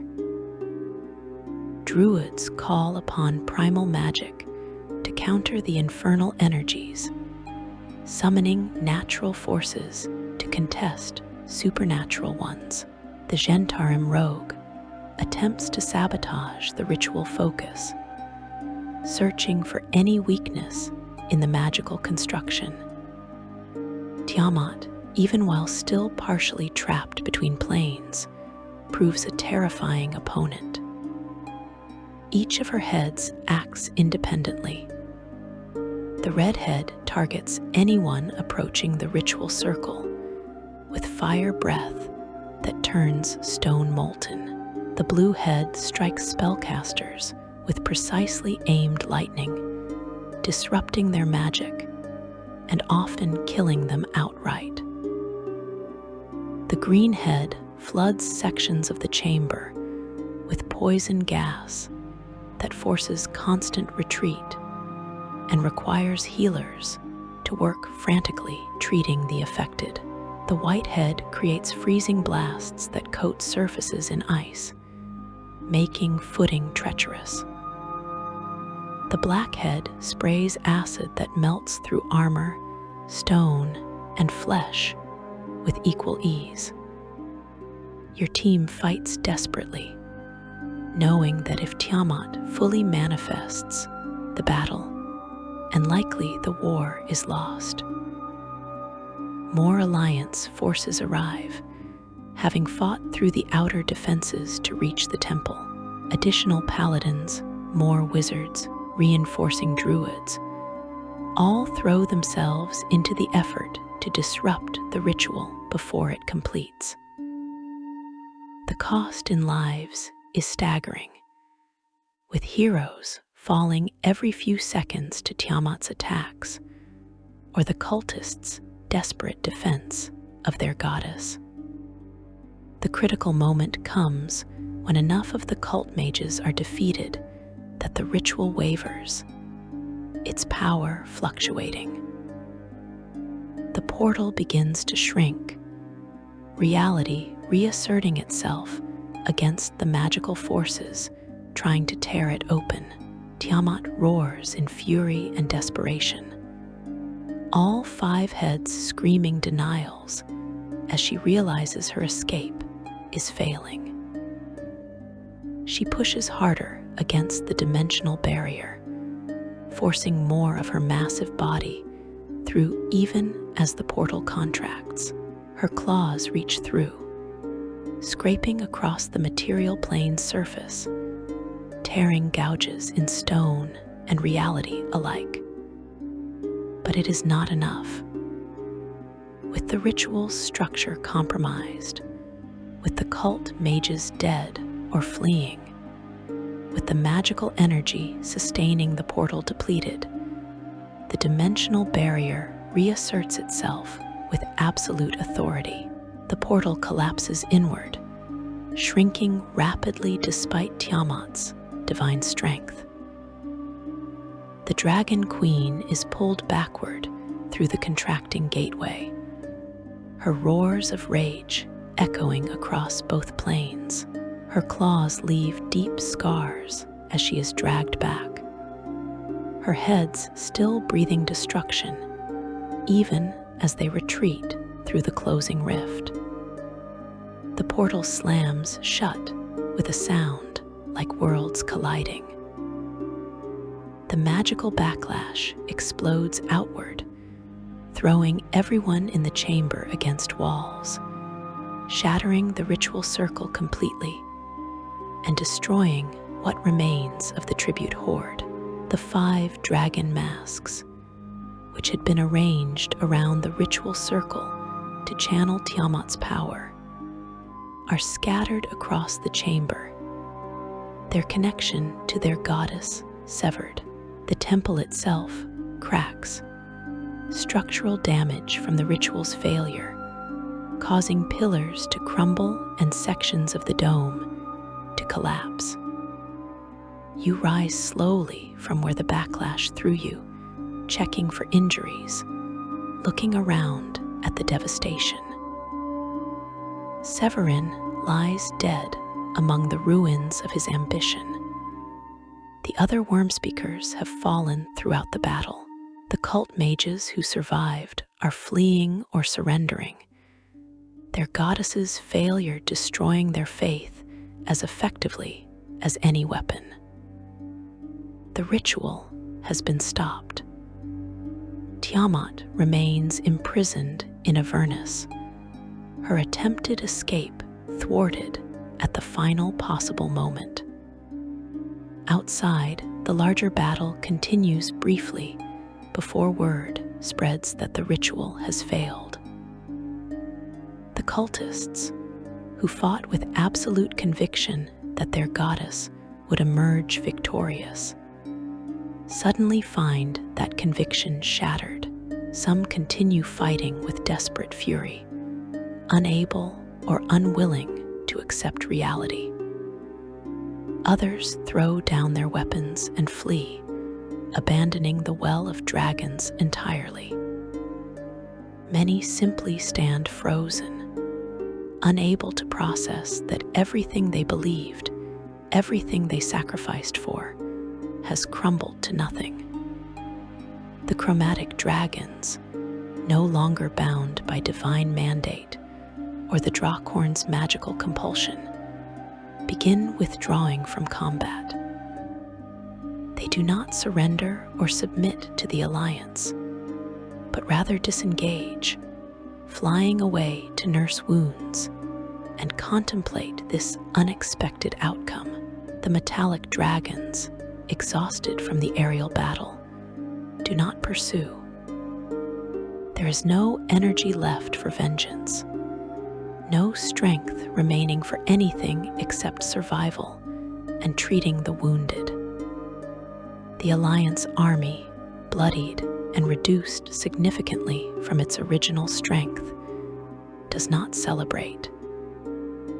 Victory is too costly, too narrow, and the battlefield too littered with fallen comrades for triumph.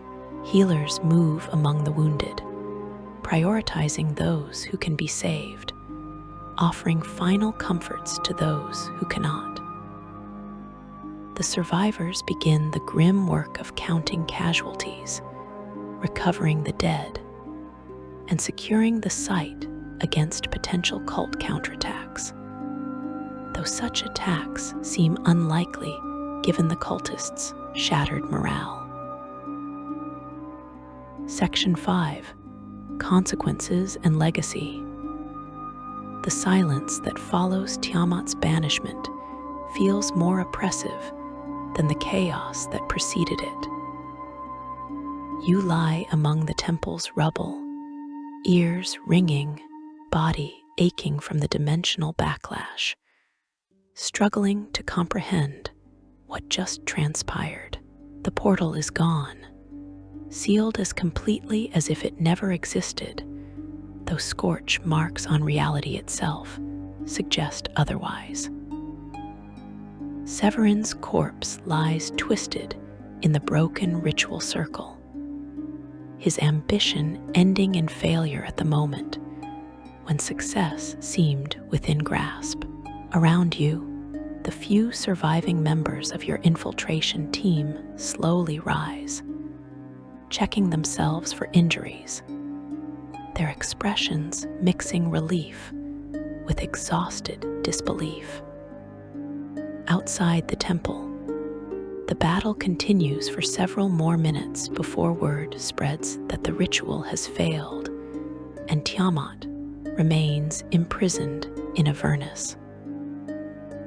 Cultists, who fought with absolute conviction that their goddess would emerge victorious, suddenly find that conviction shattered. Some continue fighting with desperate fury, refusing to accept reality or seeking death rather than capture. Others throw down their weapons and flee, abandoning the Well of Dragons entirely, disappearing into the volcanic wasteland.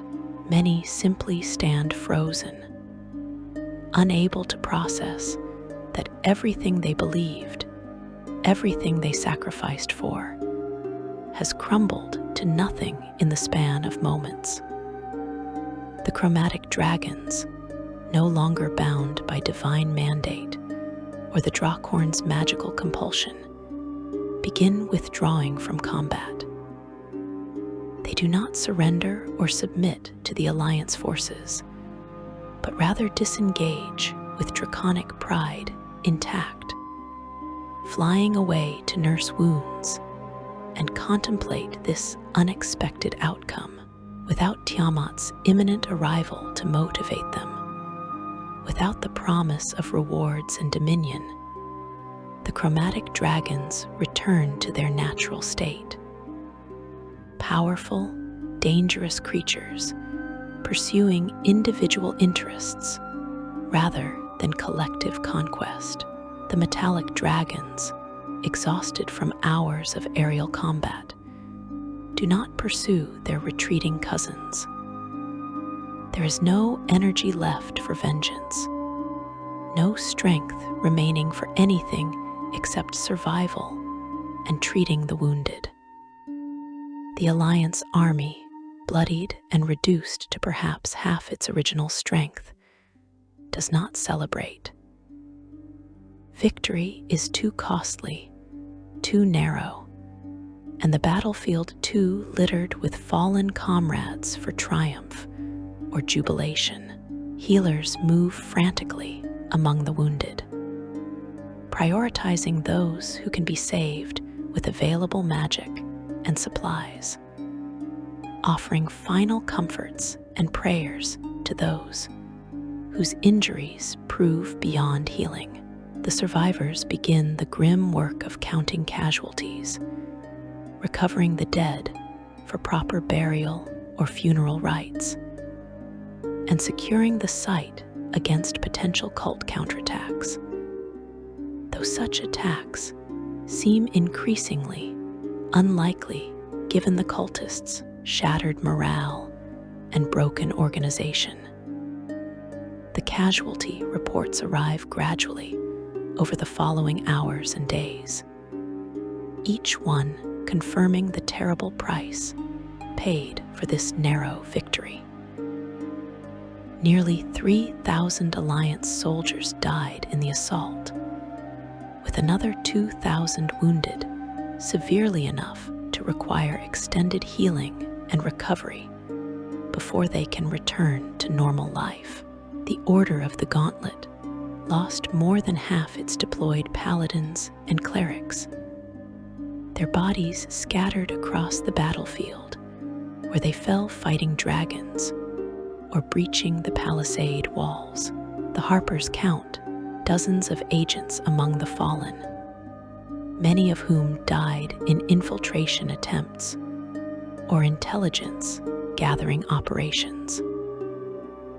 Even the Gentarim mercenaries, who typically prioritize self-preservation above mission objectives, suffered significant losses when they held critical positions against overwhelming cult counterattacks. 6 metallic dragons died during the aerial battle, their enormous bodies now lying among the fallen soldiers, monuments to courage and sacrifice. Several more metallic dragons sustained injuries so severe they may never fly again, their wings shredded by chromatic dragon claws or burned beyond healing by concentrated fire breath. The gold dragon who led the metallic contingent survived, but lost an eye to a red dragon's attack, a permanent reminder of the day metallic and chromatic dragons fought the largest aerial battle in living memory. The cost of this victory cannot be measured merely in numbers, though the numbers themselves stagger the imagination and will be recorded in histories for generations to come. But victory it is, albeit narrow, and purchased with blood and sacrifice beyond calculation. Tiamat remains trapped in Avernus, her attempted escape thwarted at the final possible moment when her manifestation seemed inevitable. The cult of the dragon lies shattered as an organized force, its leadership dead on the battlefield, its army scattered across Faerun, and its apocalyptic plan destroyed along with the ritual site. The 5 dragon masks are recovered from the ruined temple, separated once more and destined for secure vaults where they can never again be united into the mask of the Dragon Queen. The Alliance takes possession of what remains of the tribute hoard as well, though the ritual consumed much of it as magical fuel. What wealth survives will be used to compensate the cities that funded this campaign and provide restitution to communities devastated by the dragon attacks during the cult's reign of terror. The chromatic dragons who survived the battle scatter across Faerun over the following weeks, returning to their individual territories and lairs. Without the Draakhorn compelling them, or Tiamat's imminent return motivating coordinated action, they revert to their natural behaviors, claiming territory, accumulating hordes, and pursuing personal vendettas or ambitions. Some bear grudges against the Alliance and will certainly seek revenge in years to come, targeting specific cities or individuals they blame for the defeat at the Well of Dragons. Others seem almost relieved that the conflict ended without forcing them into permanent servitude to Tiamat, preferring independence to divine rule regardless of promised rewards. A few chromatic dragons, particularly some of the younger ones who witnessed the battle's carnage, even approach metallic dragons under flags of truce, proposing temporary non-aggression pacts, while both sides recover from mutual devastation. The metallic dragons, for their part, withdraw to their sanctuaries to mourn their fallen kin, and debate what this crisis revealed about their traditional policy of minimal intervention in what they typically view as humanoid affairs. The debates in draconic councils stretch over months, with passionate arguments on all sides. Some metallic dragons argue that their late and limited entry into the conflict cost lives that earlier, more decisive action might have saved, and that future threats should be met with immediate draconic force rather than cautious observation. Others counter that preserving draconic independence and neutrality matters more than temporary alliances with short-lived humanoid civilizations, and that the metallic dragons who died essentially sacrificed themselves for humanoid cities and kingdoms that will forget their sacrifice within a generation or two. No clear consensus emerges from these debates, and metallic dragon society remains divided on the question of engagement versus isolation. However, the precedent has been established and cannot be ignored when the next great crisis threatens Faerun. And there will inevitably be another crisis in this tumultuous world. Metallic dragons will remember the day they fought alongside humanoids against a common enemy. Some at least will be more willing to answer calls for aid, having witnessed that such cooperation, while costly, can succeed against threats that neither dragons nor humanoids could face alone. For the cult of the dragon, defeat at the Well of Dragons represents more than military loss. It constitutes complete theological and ideological collapse.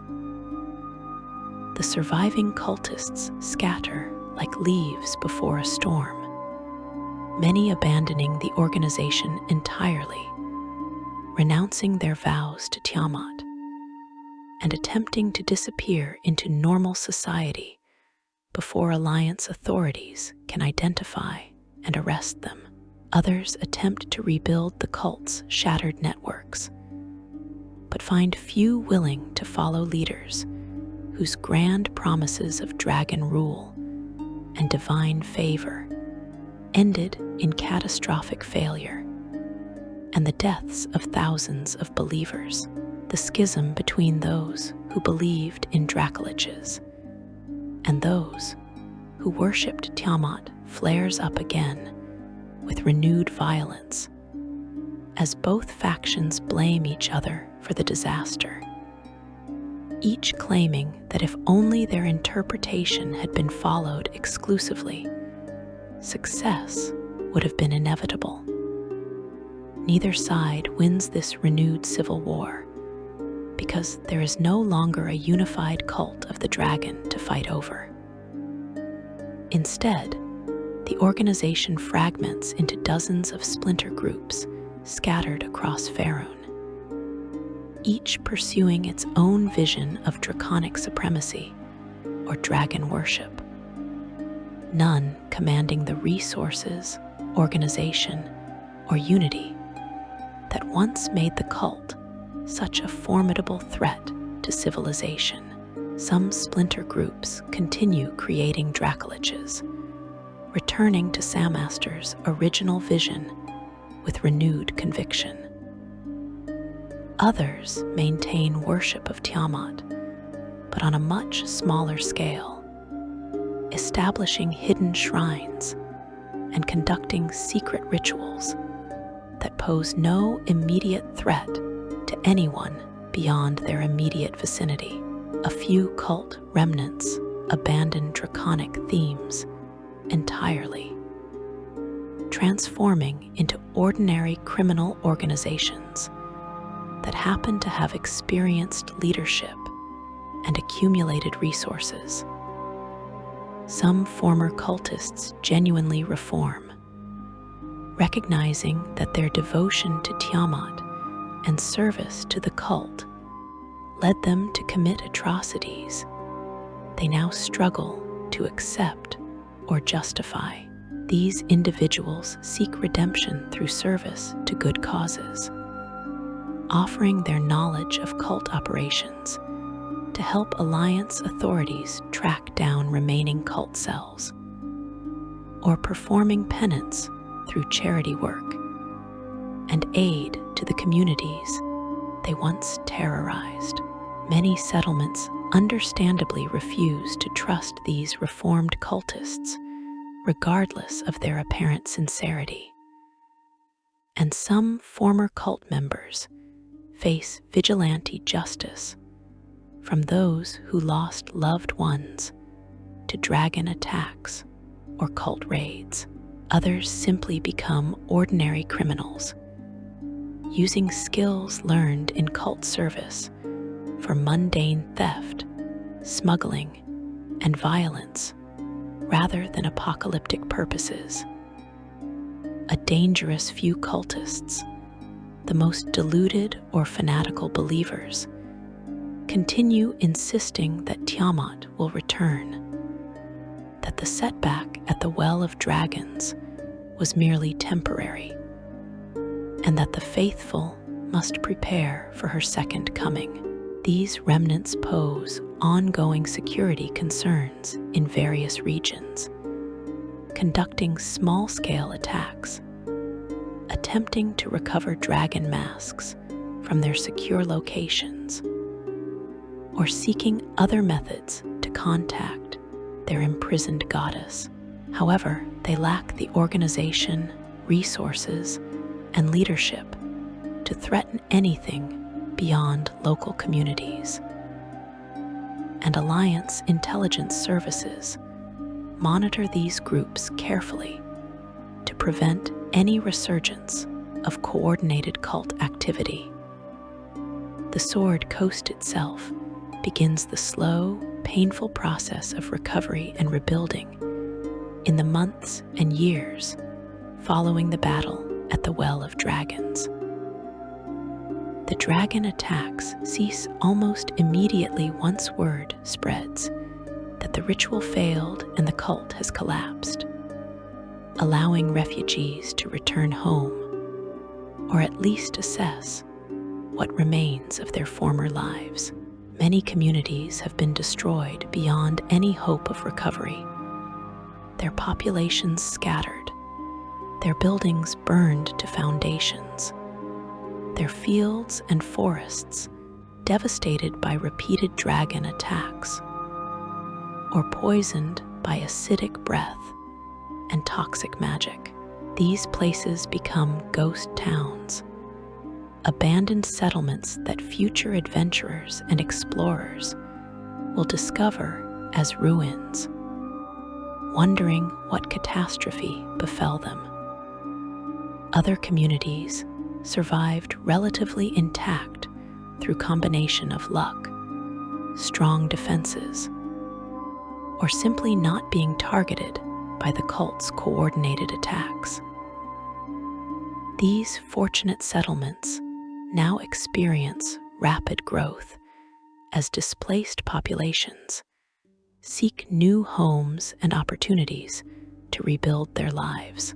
Cities like Waterdeep, Baldur's Gate, and Neverwinter find themselves managing enormous refugee populations that strain resources and infrastructure, but also provide new citizens who will help these urban centers grow stronger and more influential in the post-crisis era. The demographic shifts caused by the Dragon Crisis reshape the political and economic landscape of the Sword Coast in ways that will persist for decades. Trade gradually resumes along routes that were too dangerous during the months of crisis. When chromatic dragons ruled the skies and attacked caravans seemingly at will, merchant caravans begin moving again, initially with heavy military escorts provided by the Lord's Alliance, but increasingly with normal security levels as the threat diminishes to pre-crisis baselines. The economy, which contracted dramatically during the dragon attacks as trade networks collapsed and commerce ground to a halt, starts expanding again with almost desperate energy. Markets reopen in cities and towns. Merchants negotiate new deals to replace contracts abandoned during the emergency. Craftspeople find work rebuilding destroyed structures. Life, that stubborn and irrepressible force, reasserts itself against destruction's temporary victory. The recovery takes years, not months, but the Sword Coast does heal, growing stronger in some ways than before the crisis through lessons learned about cooperation and mutual defense. Cities that once competed jealously now maintain better communication and support networks.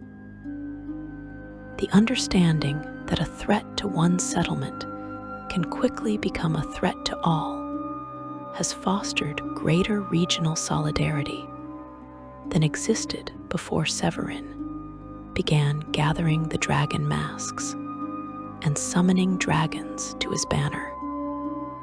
The Council of Waterdeep formally disbands once the immediate crisis ends and the Well of Dragons is secured, its emergency mandate fulfilled, and its original purpose accomplished. However, the precedent of cooperation it established endures long after the last council session adjourns.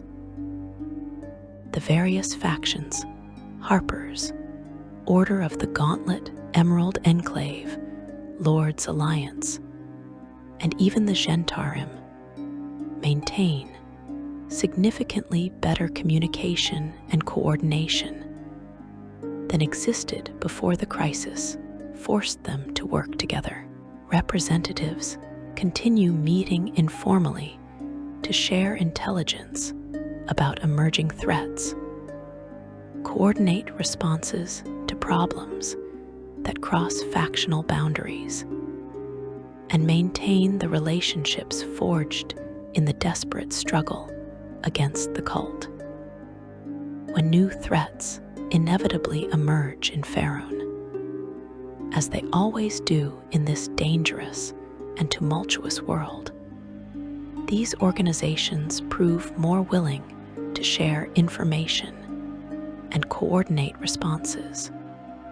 Rather than pursuing isolated, conflicting strategies, the alliance formed against Tiamat does not continue as a formal institution with permanent structure and authority, but its spirit persists, manifesting in countless small acts of cooperation that make Faerûn marginally safer and slightly more united than it was before Severin Silrajin transformed the cult of the dragon and set in motion the events that would shake civilization to its foundations. Individual heroes who participated in the campaign achieve various fates in the years following the battle. Some receive recognition and rewards commensurate with their contributions, becoming celebrated figures whose stories inspire future generations of adventurers and defenders. Bards compose songs about their deeds. Children play games reenacting the battle at the Well of Dragons. Historians interview survivors to record accurate accounts before memory fades or death claims the witnesses. Others prefer anonymity despite their heroism, returning to quiet lives after experiencing horrors they wish to forget, seeking peace rather than fame. A few cannot adjust to peace after such intense conflict, becoming restless adventurers who seek out new dangers, perhaps searching for purpose or attempting to recapture the moral clarity that existed when the enemy was obvious and the stakes were absolute. Many heroes simply die in the years following the campaign, some succumbing to injuries sustained at the Well of Dragons that healers could treat but not fully cure, others falling to unrelated dangers in a world that remains perilous despite Tiamat's defeat, and many more living out normal lifespans, having witnessed and participated in the most significant events they will ever experience. Their stories become part of the larger narrative, individual threads woven into the tapestry of how Faerûn survived its closest brush with draconic apocalypse in recorded history. The 5 dragon masks become objects of intense concern and careful planning for those charged with preventing future catastrophes. The Council's final act before formally dissolving is to determine the mask's disposition and establish protocols for their security. Destroying the masks proves impossible despite attempts by the most powerful wizards and clerics the Alliance can consult. The artifacts resist all destructive magic, shrug off physical attacks that would shatter normal objects, and even survive being dropped into lava or subjected to divine wrath channeled through dedicated clerics. This indestructibility suggests that Tiamat's essence imbues the masks with divine resilience that places them beyond mortal ability to destroy, regardless of the power employed. Since destruction is impossible, the decision is made to separate the dragon masks and hide them in different, heavily guarded locations across Faerûn and beyond, ensuring they can never again be gathered and united into the mask of the Dragon Queen. The red dragon mask is entrusted to a dwarven clan who places it in a vault deep beneath the Earthspur Mountains, protected by ancient wards, mechanical traps, and elite guards who take oath to defend the vault with their lives. The blue dragon mask is given to a society of storm giants who promise to keep it in their cloud citadel, floating miles above the surface, where few beings can reach and fewer still could successfully raid. The green dragon mask disappears into the Emerald Enclave's most secret sanctuary, guarded by druids, wild beasts, and natural protections that make the location nearly impossible to find without insider knowledge. The white dragon mask is sealed in a specially prepared chamber carved into a glacier in the far frozen north, where the intense cold itself serves as an additional ward against intrusion, and where white dragons, ironically, can be recruited to patrol the area and drive away any who approach.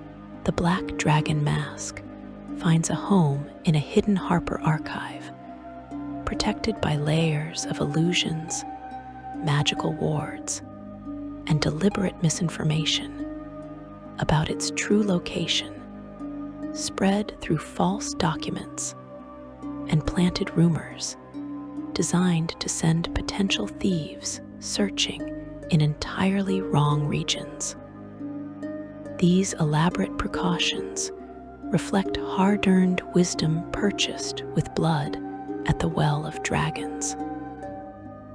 The dragon masks cannot be destroyed, but they can be kept separated indefinitely as long as they remain apart, scattered across Faerun in locations known only to a trusted few. They cannot again form the mask of the Dragon Queen. Future would-be summoners might conceivably recover one mask, possibly even two with extraordinary luck and resources. But gathering all five would require an organization as capable, well-funded, and determined as the cult of the dragon at its height.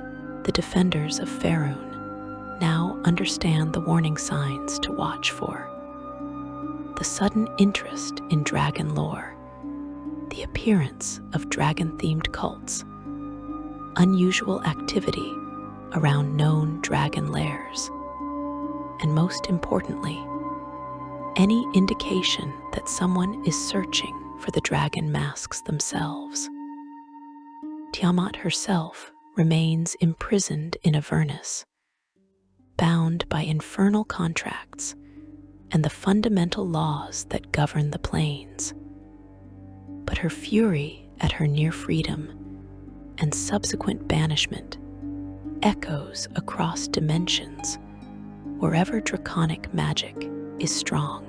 She directs that rage at Severin's memory for his failure and hubris, at the cultists who proved inadequate to the task she set them, at the alliance that thwarted her escape, and at reality itself for denying her what she considers rightful dominion over the material plane. From her infernal prison, she continues scheming and plotting, searching for any crack in the dimensional barriers that might allow another escape attempt, any loophole in the contracts that bind her, any method to extend her influence beyond Avernus, despite her physical confinement. The barrier between Avernus and the material plane contains her physically, preventing her divine form from manifesting on Faerun. But her influence seeps through in subtle ways that cannot be entirely prevented. She sends dreams and visions to those susceptible to draconic ambition, greed, and the allure of power. Occasionally, even years after the events at the Well of Dragons, chromatic dragons experience vivid dreams where Tiamat speaks to them directly, reminding them of her continued existence encouraging them to pursue her eventual freedom, and making promises of rewards and dominion if they prove more successful than Severin's generation of cultists. Some dragons dismiss these as mere nightmares or psychological echoes of the Draakhorn's summons, choosing to ignore them and focus on their own pursuits. Others take the dreams seriously, pledging renewed devotion to their imprisoned goddess and beginning small-scale efforts to gather resources, recruit followers, or research methods for weakening dimensional barriers. The broader impact on draconic society across Faerun cannot be overstated and will shape draconic culture for generations to come. Before the crisis, chromatic and metallic dragons existed in a state of Cold War, mutually hostile, but not actively engaged in widespread, coordinated conflict. Individual dragons might fight when their territories overlapped or their interests conflicted, but these were personal disputes rather than ideological warfare. The events surrounding Tiamat's attempted return forced both sides to confront fundamental questions about their nature, their purpose, and their relationship with the humanoid civilizations that increasingly dominate the material plane. Some dragons on both sides embrace greater engagement with the world's affairs, viewing isolation as dangerous neutrality that ultimately serves no one's interests. These dragons establish closer relationships with humanoid communities, offering protection in exchange for tribute, sharing knowledge with scholars, or even forming genuine friendships with exceptional individuals.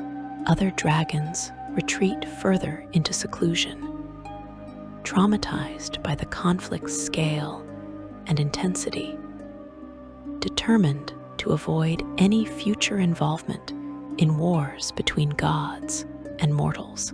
The draconic world becomes more divided than before, but also more self-aware, with ongoing debates about proper conduct and responsibility, replacing the previous generation's unquestioned assumptions about draconic superiority and independence. You stand now, months or perhaps years after the Well of Dragons, looking back on these events from whatever distance time has granted. Perhaps you remained on the Sword Coast, helping rebuild communities and watching the region slowly heal from wounds, both physical and psychological. Perhaps you became a wandering adventurer, seeking new challenges or running from memories too painful to confront in stillness and familiar surroundings. Perhaps you returned to a quiet life, cherishing normalcy and peace after glimpsing apocalypse and understanding how fragile civilization truly is. Whatever path you chose after the battle, the experience changed you fundamentally and permanently. You witnessed the world teetering at the edge of annihilation. You fought against impossible odds when retreat or surrender might have been more rational choices. You survived what many thousands did not, carrying their memory forward into an uncertain future. The story of Tiamat's rise and the desperate alliance that prevented her return will be told for generations, evolving with each retelling into legend and eventually into myth as the immediate witnesses die and the events recede into history. future bards will sing of the Council of Waterdeep, of the 5 worm-speakers who sought to free their goddess, of the battle at the Well of Dragons, where dragons filled the sky and heroes faced impossible odds.